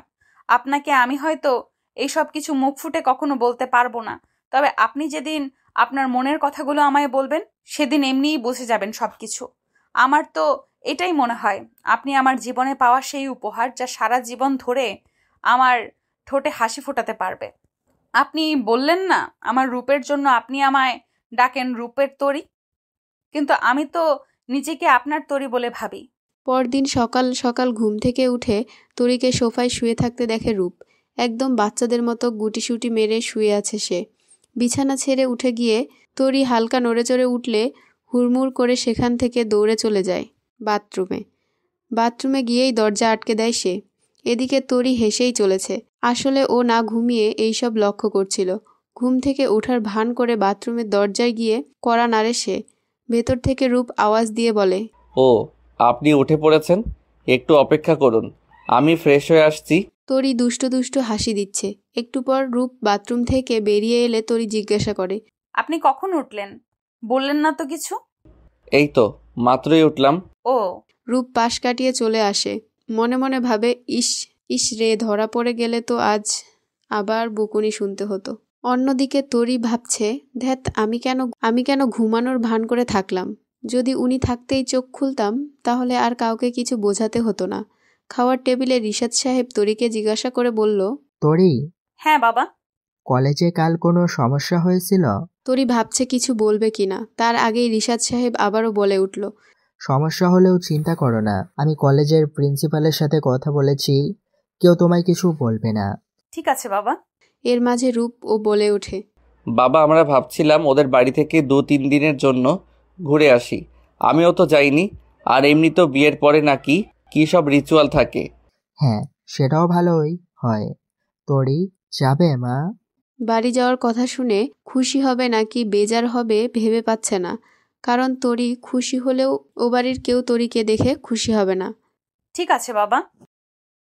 তাহলে রূপ, কবে যেতে চাস? আজ দুপুরের আগেই রওনা দেই, কারণ অনেকটা পথ যেহেতু যেতে হবে। ওকে, তাহলে তোরি, তোমাদের প্রয়োজনীয় সবকিছু প্যাক করে ফেলো। জি। ব্রেকফাস্ট শেষ করে রুমে আসে তরি। বিছানায় মন খারাপ করে বসে থাকা দেখে রূপ এসে ওর সামনে বসে। এই যে রূপের তরি, আপসেট কেন? নিশ্চুপ। আমায় বলতে পারেন? তরি রূপের চোখের দিকে তাকালে রূপ ওর চোখে জল দেখতে পায়। কিছুটা চিন্তার স্বরে বলে, কি হয়েছে আপনার? চোখে জল কেন? আপনি তো জানেনই, আমার মা বাবা বোন আমাকে বিদায় করা নিয়ে সবাই অনেক চিন্তায় ছিল। এখন যদি আবার আমি ওই বাড়িতে পা রাখি, হয়তো ওরা আপনাকেও। রূপ খানিক হেসে দিয়ে তরির হাত দুটো ধরে বলে, আচ্ছা, এই ব্যাপার। আপনার এই ধারণাটাই যদি আমি ভুল প্রমাণ করি তো? মানে না হয় পরেই বুঝবেন। এখন চলুন, জিনিসপত্র প্যাক করে নিন। সকাল 11টা নাগাদ ওরা রওনা দেয় লালমনিহাটের উদ্দেশ্যে। রাত 9টার দিকে ওরা গিয়ে বাড়িতে পৌঁছে। গাড়ি থেকে নামার সাথে সাথেই তরির সৎমা ওকে বুকে জড়িয়ে নেন। ওকে ধরে কত রকম আদুরে কথাবার্তা বলতে থাকে। তরি এইসব দেখে রূপের দিকে তাকায়। রূপ খানিকটা মুচকি হাসি দেয়। তরিও ওর দিকে তাকিয়ে হেসে দেয়। রূপকে সাদরে স্বাগতম জানায় ওর সৎমা। রাতে সবাই মিলে হাসি ঠাট্টা ও নানা রকমের গল্পগুজব করে। আগামীকাল ওদের দুজনকে উদ্দেশ্য করে বাড়িতে ছোটখাটো একটা খাওয়া দাওয়ার আয়োজন করেছে। পরের দিন সকালে একটু দেরি করে ঘুম থেকে উঠে তরি হাত মুখ ধোয়ার জন্য গোসলখানার দিকে এগোতে নিলেই পেছনের বারান্দা থেকে একটা মেয়ের হাসির আওয়াজ শুনতে পাওয়া যায়। হাসির আওয়াজটা ওর কাছে অচেনা লাগে না, তাই পেছনের বারান্দার সামনে গিয়ে দাঁড়ায় তরি এবং সেখানে হাসতে থাকা মেয়েটিকে দেখে তরি মাথা ঘুরে যায়। তুই কবে এলি? চিন্তিত মুখে তরি প্রশ্ন ছুড়ে দেয় মেয়েটির দিকে। কেন রে, আমি এসেছি বলে কি ভয় পাচ্ছিস? তোর জামাইয়ের সাথেও যদি হাসি ঠাট্টা করি এই ভয়ে? সুইটি আসলে তরির সৎ মায়ের বোনের মেয়ে। তরি ও সুইটি সমবয়সী হলেও সুইটি একটু অভদ্র টাইপের মেয়ে। বলতে গেলে ছেলেদের সাথে ফ্লার্ট করাটা ওর অভ্যাস। এই সূত্রে তরি ভয় পাচ্ছে রূপের সাথে যদিও আবোল তাবোল কিছু। না তা কেন ভাবতে যাব, এমনিতেই অনেকদিন পর দেখলাম তো তাই। ও, তা তোর জামাইকে তো দেখলাম না, এখনো ঘুমাচ্ছে নাকি? হ্যাঁ ঘুমাচ্ছে। আচ্ছা, আমি হাত মুখ ধুয়ে আসি কেমন? তরি জলদি ওখান থেকে চলে আসে এবং ওর ঘরের দিকে পা বাড়ায়। ঘরে ঢুকে দেখে রূপ বিছানায় বসে আছে। দেখে মনে হচ্ছে মাত্রই ঘুম ভাঙল ওর। রূপের কাছে গিয়ে তরি জিজ্ঞাসা করে, আচ্ছা আপনি তো ফ্রেশ হননি তাই না? চলুন একসাথে যাই, আমিও ফ্রেশ হইনি। একসাথে? হ্যাঁ চলুন না। তরি হঠাৎ করে কি হলো তা রূপ বুঝতে পারল না। তবে ও এটা ভাবছে তরি আর যাই হোক আজ প্রথম নিজের ইচ্ছেই ওর হাত ধরেছে। খাওয়া দাওয়ার আয়োজন চলছে জোরদার। অনেকেই এসেছে তরিদের চেনা জানা। তরিও হালকা ব্যস্ত। সৎমাকে সাহায্য করছে সে। অবশ্য এখন সৎমা বললেও ভুল হবে, কারণ উনি একদম নিজের মায়ের মতো ব্যবহার করছেন তরির সাথে। একটা প্লেটে কয়েক রকমের মিষ্টি সাজিয়ে তরির হাতে ধরিয়ে দেন উনি এবং বললেন, জামাই সে কখন সকালে খেয়েছে, যা গিয়ে দিয়ে আয়। কি মনে করবে দেখ, আমিও তো ভুলেই গেছিলাম। তরি হাসি মুখে প্লেটটা নিয়ে ঘরে ঢুকে, কিন্তু সেখানে পায় না রূপকে। না পেয়ে এদিক ওদিক খুঁজতে থাকে তরি। এরপর বাড়ির পেছনের পুকুর পাড়ে যায় সে। সেখানে একটা চড়াট পাতা আছে। চড়াটের ওপর রূপ তীক্ষ্ণ দৃষ্টিতে পুকুর পাড়ের পাশে বানানো চড়াটের ওপর চোখ রেখে আছে তরি। রূপের পাশেই বসে মাঝে মাঝে গায়ে হাত দিয়ে কথা বলছে সুইটি। পাশে অবশ্য মিলিও আছে, তবে ওর ধান্দা এইসবের মাঝে নেই। রূপের চেহারা দেখে মনে হচ্ছে সে অনেকটা বিরক্ত, তাও সুইটি জোর করেই ওকে ধরে রেখেছে। ওদের পেছনে গিয়ে দাঁড়িয়ে খুক খুক করে কেসে ওঠে তরি। পেছন ফিরে তাকিয়ে তরিকে দেখে অনেকটা স্বস্তি পায় রূপ। সুইটির চেহারা তখন দেখার মতো হয়েছিল। অনেকটা বিরক্তি নিয়েই সুইটি বলে, তুই এখন এখানে কি করছিস তোরি? কেন? এসে কি তোর খুব সমস্যা হয়ে গেল? না না, সমস্যা কেন হবে? তাহলে এক কাজ কর, মিলিকে নিয়ে বাড়ির ভেতরে যা, মা তোদের ডাকছে। পরে যাব, বাদ দে তো। বলছি না ডাকছে, যা বলছি। সুইটি মুখ ভাঙিয়ে দিয়ে মিলিকে নিয়ে চলে গেল। রূপ তরির হাতটা ধরে চড়াটে বসিয়ে বলে, বাঁচালেন রূপের তরি, না হলে যে ওর কবলে পড়ে আমিও পুকুরে ঝাঁপ দিতাম একটু হলেই, আর আমি সাঁতারও জানি না। হয়েছে, এখন এগুলো খেয়ে নিন। এতগুলো মিষ্টি আমি একা খাবো? তা নয় তো কি, আর এমনিতেও এতগুলা কোথায়, মাত্র তো 12টা মতো মিষ্টি রয়েছে। না, আমি একা খাবো না, সাথে আপনিও খাবেন কেমন? দুজনে মিলে পুকুর পাড়ে বসে গল্পগুজব করতে থাকে। বিকেলের দিকে ওরা সবাই নদীর তীরে বেড়াতে যায়। সন্ধ্যার দিকে বাড়ি ফিরলে সবাই ক্লান্ত শরীর নিয়ে বিছানায় গা এলিয়ে দেয়। তরি রুমে গিয়ে ঘুমাতে দেখার পর নিজে হাত মুখ ধুতে যায়। এই সময়ের মাঝে সুইটি তরির রুমে ঢুকে এবং রূপকে শোয়া অবস্থায় গিয়ে জড়িয়ে ধরে। রূপ হালকা চোখ খুলে যখন দেখতে পায় সুইটি ওকে জড়িয়ে আছে, তখন ওকে ধাক্কা দিয়ে দূরে সরিয়ে দেয়। প্লিজ রূপ, আমি নিজের করে নিন। আমি আপনাকে তরির চেয়েও বেশি ভালোবাসবো। আপনাকে প্রচন্ড ভালোবেসে ফেলেছি যে। Sweetie, don't cross your limit. তুমি আমার বোনের মতো, এত নোংরা ধারণাও মাথায় কিভাবে নিয়ে আসলে? আমি ভুল বুঝো না প্লিজ। নিশ্চয়ই ওই তরি তোমার কাছে আমার নামে খারাপ কথা বলেছে। দেখো রূপ, ওর কথা বিশ্বাস করো না। ও তো অনেক খারাপ একটা মেয়ে। তুমি আমায় বিয়ে করে নাও। এসব কথার পরই একটা থাপ্পড়ের আওয়াজ শোনা যায়। রূপ সামনে তাকায়, দেখে সুইটির গাল ধরে দাঁড়িয়ে আছে এবং পাশেই অগ্নিচক্ষু দৃষ্টিতে তাকিয়ে আছে তরি। তরি বলতে শুরু করে, আমি কল্পনাও করতে পারিনি তুই এতটা নিচে নামতে পারবি কখনো। বোনের স্বামীর সাথে এমন নোংরামি করতে তোর একটুও মনে বাঁধলো না? তোকে তো আজ উচিত শিক্ষা দিতে হবে। চল খালার কাছে, তোর সব কুকীর্তির কথা বলবো। সুইটি এখন বাঁচার আর কোনো উপায় না পেয়ে তরির পা চেপে ধরে। তরি বোন আমার, ভুল হয়ে গেছে, এবারের মতো মাফ করে দে। তোর পায়ে ধরি, প্লিজ আমায় মাফ করে দে। আমি আর জীবনে কারোর সাথে এমন কিচ্ছু করব না। তোকে তো শাস্তি দিতেই হবে, না হলে তুই কখনো শুধরাবি না। তরি প্লিজ এভাবে বলিস না। আমি কথা দিচ্ছি তোকে, আমি আর কখনো এমন করব না। আমায় ক্ষমা করে দে বোন, প্লিজ। তরি, ও যখন বলছে মাফ করে দিন, আমার মনে হয় বাড়ির কাউকে এ ব্যাপারে না বলাটাই ভালো হবে। বললে সবাই এমনিতেই নানান রকম চিন্তা করবেন। তরি রূপের কথা মতো সুইটিকে যেতে দেয়। রূপের সাথে আর কোনো কথা না বলে হাত মুখ মুছে বিছানার এক কোণে শুয়ে পড়ে তরি।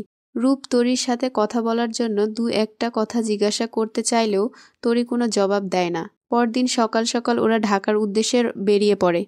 মধ্যম গতিতে গাড়ি চালাচ্ছে রূপ। তরি জানালার বাইরে মুখ দিয়ে বসে আছে। ওদের দুজনই অনেক কিছু চিন্তা ভাবনা করছে, তবে ওদের চিন্তাটা একই বিষয় নিয়েই। তবে ওরা কেউ জানে না। তরি ভাবছে, লজ্জা হোক আর যাই হোক, ওনাকে আমার মনের কথা সবকিছু খুলে বলবো। উনি তো আমারই স্বামী, ওনাকে এসব বলবো না তো কাকে বলবো? এমনিতেও স্বামী স্ত্রী কখনো এমন দূরে দূরে থাকে? আজ বাড়ি ফিরে সবকিছু বলবো ওনাকে।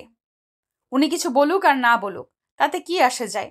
যদি আমাকে ভালো নাও বাসে, তাহলে ওনার ঘাড় ভালোবাসবে, দেখা যাবে সবকিছু। এইসব ভেবেই তরি একবার রূপের দিকে তাকায়।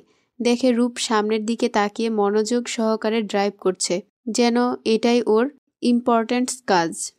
তরি মনে মনে ভাবছে, ইস, দেখো না কিভাবে গাড়ি চালাচ্ছে। পাশে যে বউ বসে আছে তার দিকে খেয়ালই নেই। নিজে তো মুখ ফুটে কিছু বলতে পারে না, আবার আমায়ও কিছু জিজ্ঞেস করে না। আরে আমায় জিজ্ঞেস করলে তো আমিই বলে দেই সব। তরি তো আর জানে না যে রূপ ওর মতো একই চিন্তায় মগ্ন। সে এসব কথাই ভাবছে। অনেক হয়েছে, এখন তরিকে মন খুলে ভালোবাসি বলতেই হবে। তরির দিকে এক নজর তাকিয়ে বলে ওঠে, তরি। রূপের গলার আওয়াজটা তরির কানে নতুন নয়, তবে এখন তরিকে রূপ যেভাবে ডাকলো সেই গলার স্বরটা তরির কাছে অনেকটা নতুন। এই আওয়াজটাই একটা আবেগ মেশানো আছে, কিছু অনুভূতি জড়ানো আছে, অনেকটা ভালোবাসা মোড়ানো আছে। তরি রূপের দিকে নরমভাবে তাকিয়ে উত্তর দেয়, জি বলুন। তরি, একটা কথা বলবো, রাগ করবে না তো? রূপের মুখে তুমি শোনাটা তরির কাছে যেন হৃদয়ের শীতল বাতাস বয়ে যাওয়ার মতো মনে হলো। উৎসুক দৃষ্টিতে রূপের চোখের দিকে তাকিয়ে বলল সে। রাগ করবো কেন, আপনি বলুন। কথাটি বলার আগেই রাস্তার উল্টো দিক থেকে আসা একটি ট্রাক ওদের গাড়িটিকে হিট করে। রূপ ও তরির গাড়িটি ট্রাকের ধাক্কায় উল্টাতে উল্টাতে রাস্তার পাশে বড় বটগাছটির সাথে গিয়ে ধাক্কা লেগে থেমে যায়। গাড়ির ভেতরে থাকা রূপ ও তরি রক্তাক্ত। ক্লাসের ঘণ্টা বেজে ওঠার পর সকল স্টুডেন্টরা বাস্তব জগতে ফিরে আসে। ঢাকা মেডিকেল কলেজের কার্ডিয়াক বিভাগের লেকচারার ডাক্তার শাহরজ আদ্রিয়ান সকল স্টুডেন্টদের উদ্দেশ্যে বলেন, sorry guys, now class hour is over, I have to go. আজ কিছুই পড়ানো হলো না, শুধু তোমাদের সবার মন রাখতে। এবার আমার মন রাখতে একটা কাজ করবে সবাই। নেক্সট টার্মের জন্য ভালোভাবে প্রিপারেশন নাও, যেহেতু টার্মের আগে এটাই লাস্ট ক্লাস। উনার কথার মাঝেই স্টুডেন্টদের মাঝ থেকে সবচাইতে ব্রিলিয়ান্ট তবে ইমোশনাল একজন স্টুডেন্ট জান্নাতুল মাওয়া আরশ জলে ভেজানো চোখে বলে উঠল, স্যার, এরপর রূপতরীর কি হলো? বা হাতের কনিষ্ঠ আঙ্গুলটি দ্বারা ভ্রু চুলকে আদ্রিয়ান বলল, আরশ, আগের টার্মে তোমার রেজাল্টটা অনেকটা লো ছিল, সো এখন এসব কিছুর মাঝে না থেকে পড়াশোনায় মন দাও। I think you have to be more attentive on your lessons. So তাহলে আজকে এ পর্যন্তই। তোমরা সবাই ভালো থেকো এবং ভালোভাবে টার্মটি শেষ করো। আবার দেখা হবে কয়েক মাস পরে। আল্লাহ হাফেজ।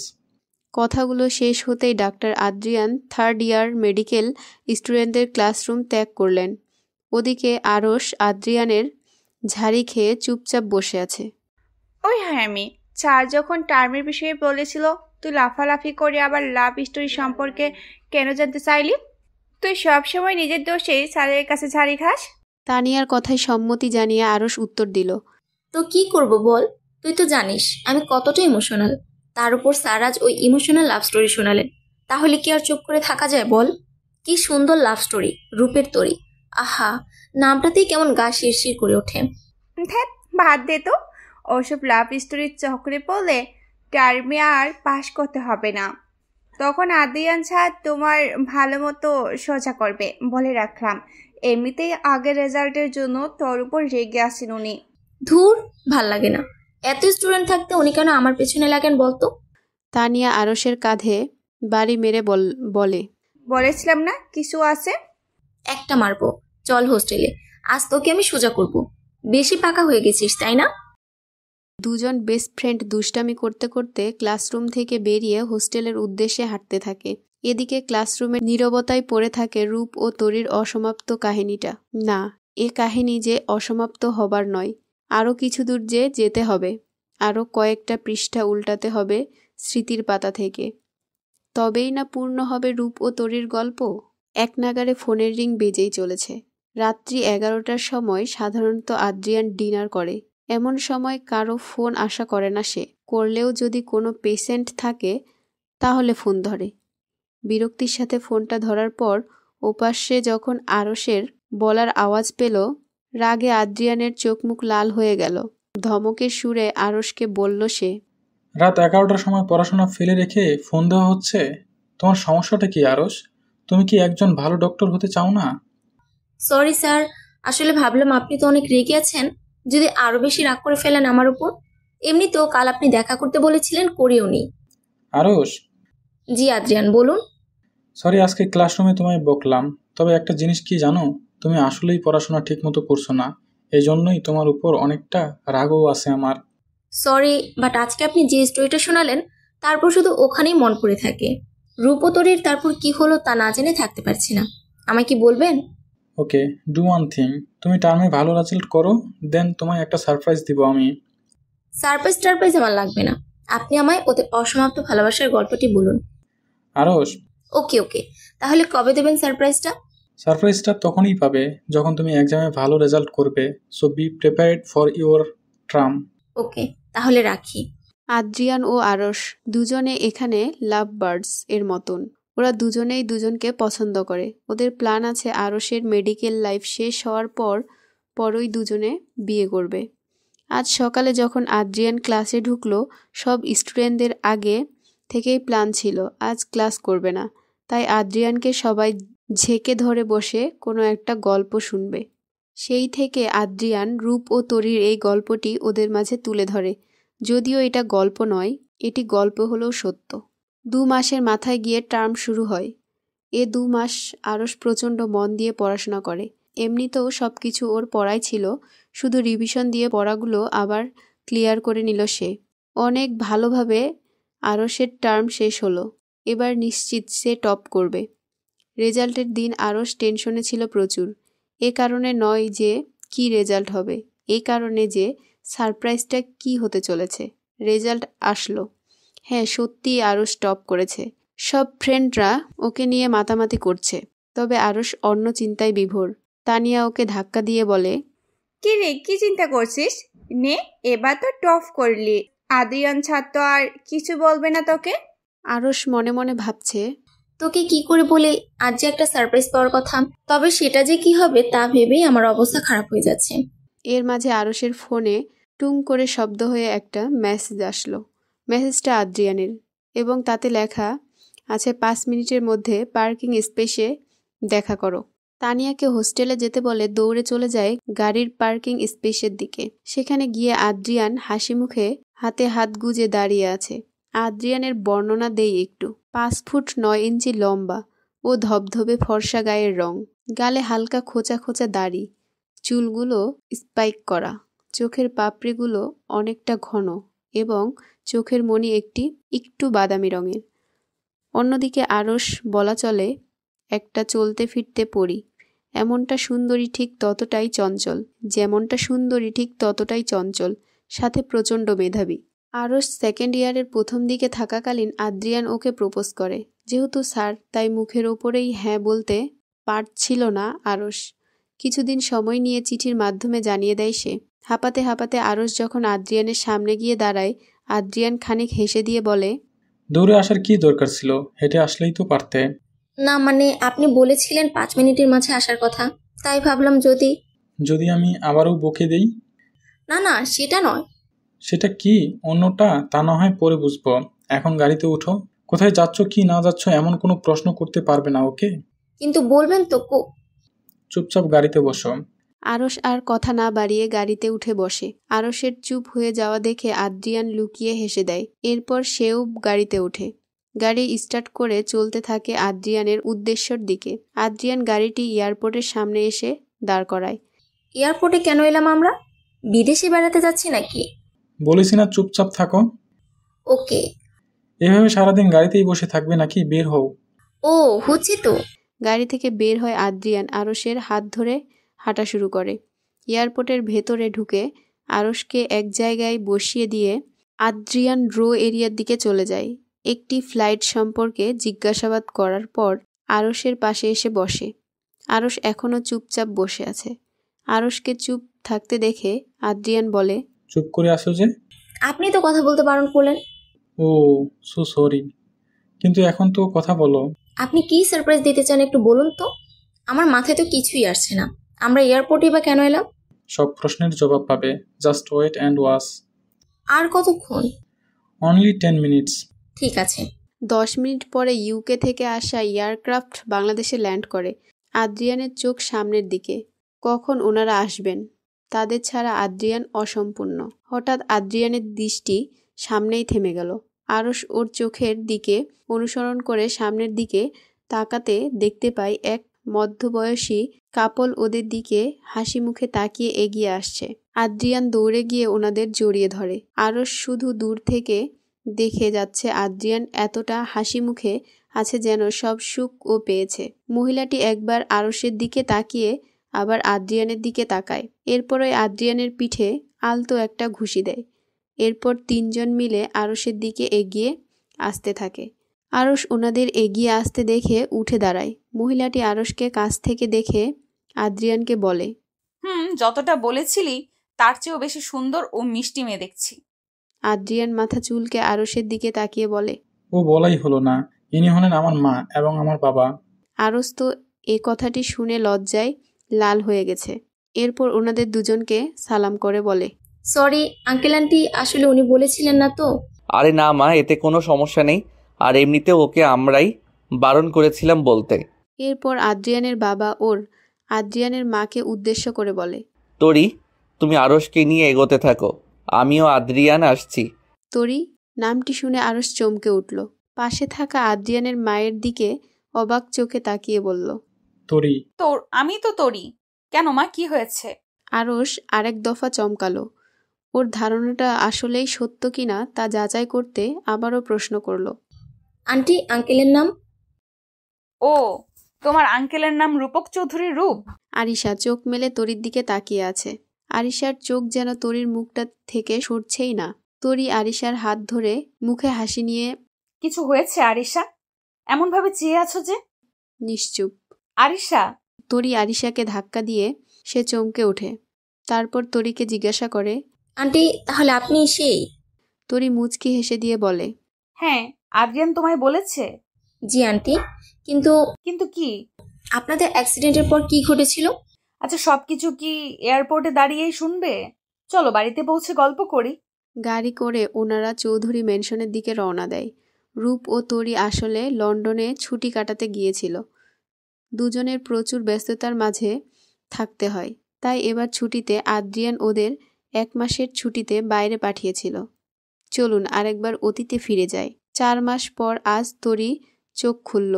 অ্যাক্সিডেন্টের পর রূপ ও তরি দুজনেই প্রচুর পরিমাণে জখম হয়েছিল। অবশ্য রূপের চেয়ে তরির অবস্থায় বেশি ক্রিটিক্যাল হয়েছিল, কারণ রূপ সিট বেল্ট পরলেও তরি পরেছিল না। এতে করে ট্রাকের ধাক্কা লাগায় পরপরই ওর মাথাটা গাড়ির জানালার পাশে বাড়ি খায়। দীর্ঘ 4 মাস কোমায় থাকার পর আজ একটু হলেও এদিক ওদিক চোখ বুলাচ্ছে তরি। রূপ 1 মাসের মাঝেই রিকভার করলেও তরির চিন্তায় প্রায় অসুস্থ হয়ে পড়ত। তরির চিন্তায় সারাদিন জায়নামাজে বসে কান্নাকাটি করত, খাওয়া দাওয়া ঠিকমতো করত না। তরির জ্ঞান ফিরলে সামনে সবাইকে দেখতে পায়, বাবা, মা, বোন, শ্বশুর, কিন্তু ওর চোখ খুঁজছে রূপকে। একজন নার্স রূপকে খবর দেয় তরির জ্ঞান ফেরার বিষয়ে। ডাক্তারের সাথে তরির বিষয়ে আলোচনা করছিল সে। এ খবর শুনে দৌড়ে চলে আসে তরির কাছে। পাশে বসে তরির হাতটি নিজের হাতের মাঝে গুটিয়ে নেয় রূপ।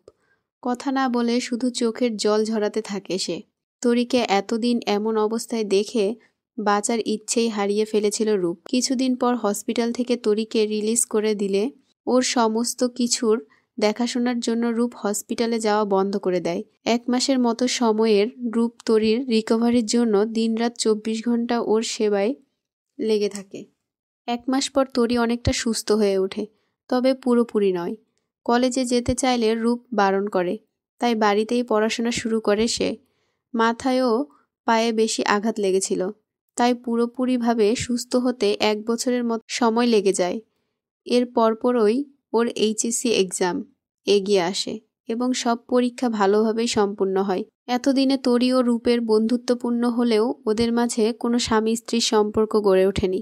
রূপ চেয়েছিল তরির এইচএসসি এক্সাম শেষ করে কোথাও চান্স নিক, তারপর সব দেখা যাবে। সেই হিসেবে ভার্সিটি প্রিপারেশন নিয়ে অ্যাডমিশন দেয় তরি। অ্যাডমিশনের রেজাল্টের দিন দুপুরে তরি বারবার রুমে এদিক থেকে ওদিক যাচ্ছে। কি হবে এই টেনশনে ও ঘেমে উঠেছে। যদিও রুমে এসি চলছে। একটু পর রিশাদ চৌধুরী গম্ভীর মুখ করে তরির রুমে আসেন। তুমি কি এক্সাম ঠিকমতো দিয়েছিলে? এ কথা শুনে তরির টেনশন আরো বেড়ে যায়। না জানি কি হয়েছে। কেন বাবা, আমি চান্স পাইনি? তরি, কই রে তোরা? মিষ্টির প্যাকেটটা নিয়ে আয়। তরি চমকে উঠে হাসি মুখে বলে, বাবা আমি। হ্যাঁ মা, তুমি ঢাকা বিশ্ববিদ্যালয়ে চান্স পেয়েছো। নিশ্চুপ করে জলমাখা চোখ নিয়ে বসে পড়ে মেঝেতে। তরিকে উঠিয়ে মিষ্টি খাইয়ে স্নেহের সাথে বুকে জড়িয়ে নেয় রিশাদ চৌধুরী। তরি ছলছল চোখে চোখ নিয়ে ওনার দিকে তাকায় আর বলে, বাবা উনি কোথায়? কে রূপ? ও তো সেই কখন বেরিয়েছে, আমাকে বলে যায়নি। তুমি না হয় ওকে ফোন করো, দেখো কোথায় আছে ও। হাসি মুখে ফোনটা তুলে রূপের নম্বরে কল দেয় তরি। কয়েকবার বাজার পরও যখন ফোন ধরল না, তরি রেগে গিয়ে নিজের মোবাইলটাই অফ করে রাখল। সন্ধ্যা হয়ে গেলে তাও রূপ বাড়ি ফিরল না, তাই উপায় না পেয়ে ছাদে চলে গেল। কিন্তু সেখানেও বিপত্তি, ছাদের দরজাটা লক করা। সেখান থেকেও মন খারাপ করে রুমে ফিরে এলো, কিন্তু রুমে এসে দেখে কয়েক মুহূর্তের মাঝেই কতটা চেঞ্জ। সমস্ত রুমে বেলুন ছড়ানো ও বিছানার উপর একটা হালকা গোলাপি রঙের শাড়ির ওপর গোলাপের বুকে একটা ভাঁজ করা কাগজ এবং সাদা ও গোলাপি মিশ্রণে চুড়ি। গোলাপগুলো মুখের কাছে নিয়ে পাপড়িগুলোর সাথে একটু ঠোঁট ছুঁয়ে নেয় সে। একদম তরতাজা গোলাপ সবগুলো। শাড়ির পাশে রাখা কাগজটি ভাঁজ খুলে দেখতে পায়। রেগে গেলেন তো? রূপের হলেন। দেরি না করে বেলকনিতে আসুন। কথাটি পড়ে তরি হেসে দেয়। ধীর পায়ে গিয়ে বেলকনিতে গেলে সে দেখে হাজারো রকম ফুলের ওপর বিভিন্ন রঙের ড্রিম লাইট জ্বলছে, যাতে সব ফুলের সৌন্দর্য দ্বিগুণ পরিমাণে বৃদ্ধি পেয়েছে। ওখানে একটা কাগজে লেখা আছে, শাড়িটা অন্য কারোর জন্য নিয়ে আসিনি, তাই শাড়িটা পরে জলদি ছাদে চলে আসুন। তরি আর দেরি না করে শাড়ি ও চুড়ি পরে হালকা সেজে চলে গেল ছাদে। ছাদটা ছোট ছোট সাদা, লাল, নীল, হলুদ, সবুজ ড্রিম লাইটে সাজানো হয়েছে। জায়গায় জায়গায় বড় বড় ফুলের তোড়া বসানো রয়েছে এবং একটা মাঝারি আকারের চৌবাচ্চা রেখে তাতে ছোট্ট একটা মোমবাতি ও গোলাপের পাপড়ি ছিটিয়ে দেওয়া আছে। এক কথায় যাকে বলে ছাদটির সৌন্দর্য হাজার গুণ পরিমাণে বেড়ে গেছে। তরি ছাদের যে জায়গায় দাঁড়িয়ে আছে তার পেছনে বসে কেউ একজন বলে ওঠে, কিছু কথা বলবো, মন দিয়ে শুনো। আমি যে তোমায় ভালোবাসি কথাটি সত্য, তবে তোমায় আমি ভালোবাসতে জোর করব না। শুধু একটিবার বলো ভালোবাসি, আর কোনো দিন ভালোবাসতে হবে না। মরুভূমির তপ্ত বালিতেও পা দিতে হবে না। আমার জন্য তোমাকে নিশিরাতে পা ভিজাতে হবে না। আকাশ বাতাস শুনুক তোমার প্রতিধ্বনি, সবাই জানুক কেউ আমায় ভালোবেসেছিল, আমার হৃদয়ের ডাকে কেউ সাড়া দিয়েছিল। শুধু এতটুকুই চাই আমি। কাছে আসো বা না আসো কোনো আপত্তি নেই। হৃদয়কে না হয় একটিবার হলেও সান্ত্বনা দিতে পারবো। কেউ তো অন্তত একটিবার প্রাণের ছোঁয়া দিয়েছিল। মুহূর্তের মধ্যে শুকিয়ে যাওয়া নদীতে আবার ঝড়ের বেগে অশ্রুর বন্যা বয়েছিল। শুধু এতটুকুই চাই আমি, এর চেয়ে বেশি চাই না। হয়তোবা আমি তোমায় আকাশের চাঁদটি এনে দিতে পারবো না, পূর্ব দিকে ওঠা সূর্যটিকেও হাতে তুলে দিতে পারবো না, পারবো রজনীর পর রজনী জেগে তোমার জন্য অপেক্ষা করতে। তুমি যে একটা পবিত্র ও প্রস্ফুটিত ফুলের মঞ্জরি, তুমি হবে কি এই আপনিময় রূপের তরি? কথাগুলো শেষ হতে না হতেই তরি নিজেই বসে পড়ে, রূপকে জড়িয়ে ধরে বলতে থাকে, ভালোবাসি, প্রচুর ভালোবাসি। রজনীর পর রজনী না হয় একসাথে জাগবো, মরুভূমিতে না হয় একসাথে পা দিব, নিশিরাতে চাঁদের আলোয় দুজনে মিলে চন্দ্র স্নান করব।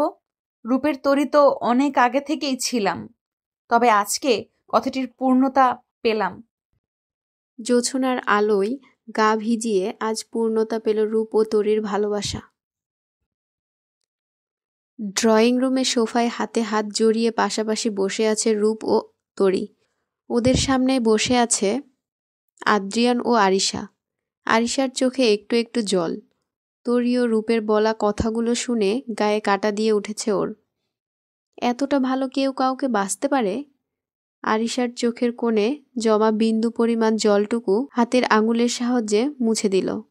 তরি সোফা থেকে উঠে গিয়ে সেলফে রাখা একটা অ্যালবাম আনলো। সেখানে রূপ ও তরির আগের কত শত স্মৃতি রয়েছে। শুধু তাই নয়, রূপ তার রুমের দেওয়ালে বড় করে তরির ও নিজের একটা ছবি বড় করে গ্লাস দিয়ে বাঁধিয়ে রেখেছে। আরিশা রূপকে নরম গলায় জিজ্ঞাসা করলো, আঙ্কেল, এতটা ভালোবাসা যায় কাউকে? কাউকে কতটা ভালোবাসা যায় সেটা আমার জানা নেই, তবে তরির প্রতি ভালোবাসাটা না কমে শুধু বাড়ছেই। তরির জন্য আমার ভালোবাসাটা অন্য সবার কাছে অসীম পরিমাণে হলেও আমার কাছে সব সময় বিন্দু পরিমাণই মনে হবে। আমি প্রতিদিন নতুন করে ওকে ভালোবাসি, নতুন করে আমার ওর সংসারটা গোছাই, নতুন করে ওর সাথে নিজেকে অনুভূতি ভেজাই। দেওয়ালে পিঠ ঠেকিয়ে দাঁড়িয়েছিল। রূপের কথাগুলো শুনে ওর চোখে জল চলে এলো।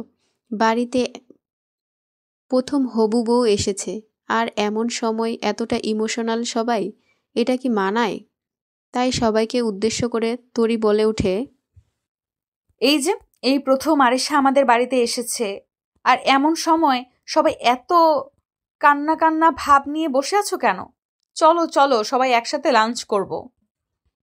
তরির কথা শুনে রূপ উঠে তরির সাথে ড্রয়িং রুমে চলে গেল। ড্রয়িং রুমে বসে আছে আদ্রিয়ান ও আরিশা। আরিশার হাতের ওপর হাত রেখে আদ্রিয়ান বলল, সরি, আমি তোমায় সবসময় বকাঝকা করি, তাই না? বাট আই প্রমিস, আজ থেকে তোমায় আর কোনো অভিযোগ করার সুযোগ দিব না। আমার মাকে যেমন করে বাবা ভালোবাসে হয়তো তেমন করে তোমায় ভালোবাসতে পারবো না, কিন্তু তোমায় সবসময় চেষ্টা করব খুশি রাখার, তোমার সব ইচ্ছে পূরণ করব। তুমি সবসময় যা বলো তা আমার ভালোর জন্যই তো বলো, তাই না? তাহলে এখন সরি কেন বলছো? তবে হ্যাঁ, আমার কিছু আবদার তোমায় রাখতে হবে। আবার কি আবদার শুনি? এই ধরো, প্রতিদিন বিকেলে আমার জন্য বেলি ফুলের মালা আনতে হবে এবং সেটা তুমি নিজের হাতে আমার খোপায় গুজে দিবে। তারপর? বৃষ্টি ভেজানো সন্ধ্যায় ঠান্ডা লাগলেও আমার সাথে ছাদে দাঁড়িয়ে বৃষ্টি বিলাস করতে হবে। ও, তারপর? শীতের রাতে আমায় বুকে জড়িয়ে ঘুমোতে হবে। ও, এই ব্যাপার? তাহলে এসো, এখনই ধরি। এই না, হয়েছে, আর কিছু লাগবে না। আমার এমন ছোট ছোট আবদার পূরণ করলেই হবে। এগুলো ছোট ছোট আবদার? আমি হসপিটালে সে। আদ্রিয়ানের এ কথায় আরিশা চোখ বড় বড় করে ওর দিকে তাকায়। একটু ভয় পেয়ে আদ্রিয়ান বলে, না না, ঠিক আছে ঠিক আছে। রাত 12টা বাজতে চলল। রূপ সে কখন বেরিয়েছে, কোথায় যেন যাবে বলেছে। আদ্রিয়ান ও তরি ড্রয়িং রুমে বসে অপেক্ষা করছে রূপের জন্য, কিন্তু রূপের আসার নামগন্ধ নেই। আদ্রিয়ান তরিকে ঘুম ঘুম চোখে বলে, মা, আমি না হয় ঘুমিয়ে পড়ি, তুমিও গিয়ে ঘুমিয়ে পড়ো, অনেক রাত হয়েছে, বাবা আসলে আমি দেখব, তুমি ঘুমিয়ে পড়ো তো। আদ্রিয়ান চলে গেলেও তরি সেখানেই বসে থাকে। একটু পর নিজের ফোন খুঁজতে থাকে তরি। ফোনটা কাছে না থাকায় রুমে চলে যায় সে। রুমে যাওয়ার পর টেবিলের ওপর থেকে ফোনটা নিয়ে যেই না রুম ছেড়ে চলে আসবে, ঠিক তখনই সে খেয়াল করেছে বিছানার উপর প্রতিবারের মতোই আজও গোলাপের একটা বুকে রাখা, তার পাশেই একটা শাড়ি ও 1 ডজন ম্যাচিং চুড়ি, পাশেই একটা কাগজ। আজ ওদের ম্যারেজ অ্যানিভার্সারি এবং এই দিনটিতে প্রতিবারই রূপ তরির জন্য সারপ্রাইজ প্ল্যান করে এবং প্রত্যেকবার সারপ্রাইজটা সেইম হয়। এবার আর ভুল না করে শাড়িটি পরেই ব্যালকনিতে যায় সে। সেখানে প্রতিবারের মতোই অনেক রকমের ফুল এবং তার মাঝে আরেকটি কাগজ যেখানে লেখা, আজ তোমায় শাড়ি পরতে বলবো না, কারণ আমি জানি তুমি শাড়িটি পরেই এই কাগজটি পড়ছো, তাই দেরি না করে ছাদে চলে এসো। তরি আবারও হেসে দেয়। সোজা চলে যায় ছাদে। একই সাজ, একই লাইটিং, সব কিছু একই রকম আছে, কিন্তু ভালোবাসাটা একই রকম নেই ওদের মাঝে। সেটা যে শতগুণ পরিমাণে বেড়ে গেছে। আজ আবারও তরির পেছনে থেকে হাঁটু গেড়ে বসে আছে রূপ। আজ আবারও বলতে চায় নিজের মনের কথা, কিন্তু প্রতিবারের মতো আজও তরি রূপকে বলতে দিল না। তার আগেই রূপকে জড়িয়ে ধরে বলে ফেলল, বলতে হবে না, আমি তো আপনারই, আমি তো রূপের তরি, যা আগেও ছিলাম, এখন আছি এবং সারা জীবন থাকবো। রূপ নিজের ভালোবাসার আবেশে আবারও শক্ত করে জড়িয়ে ধরল তরিকে।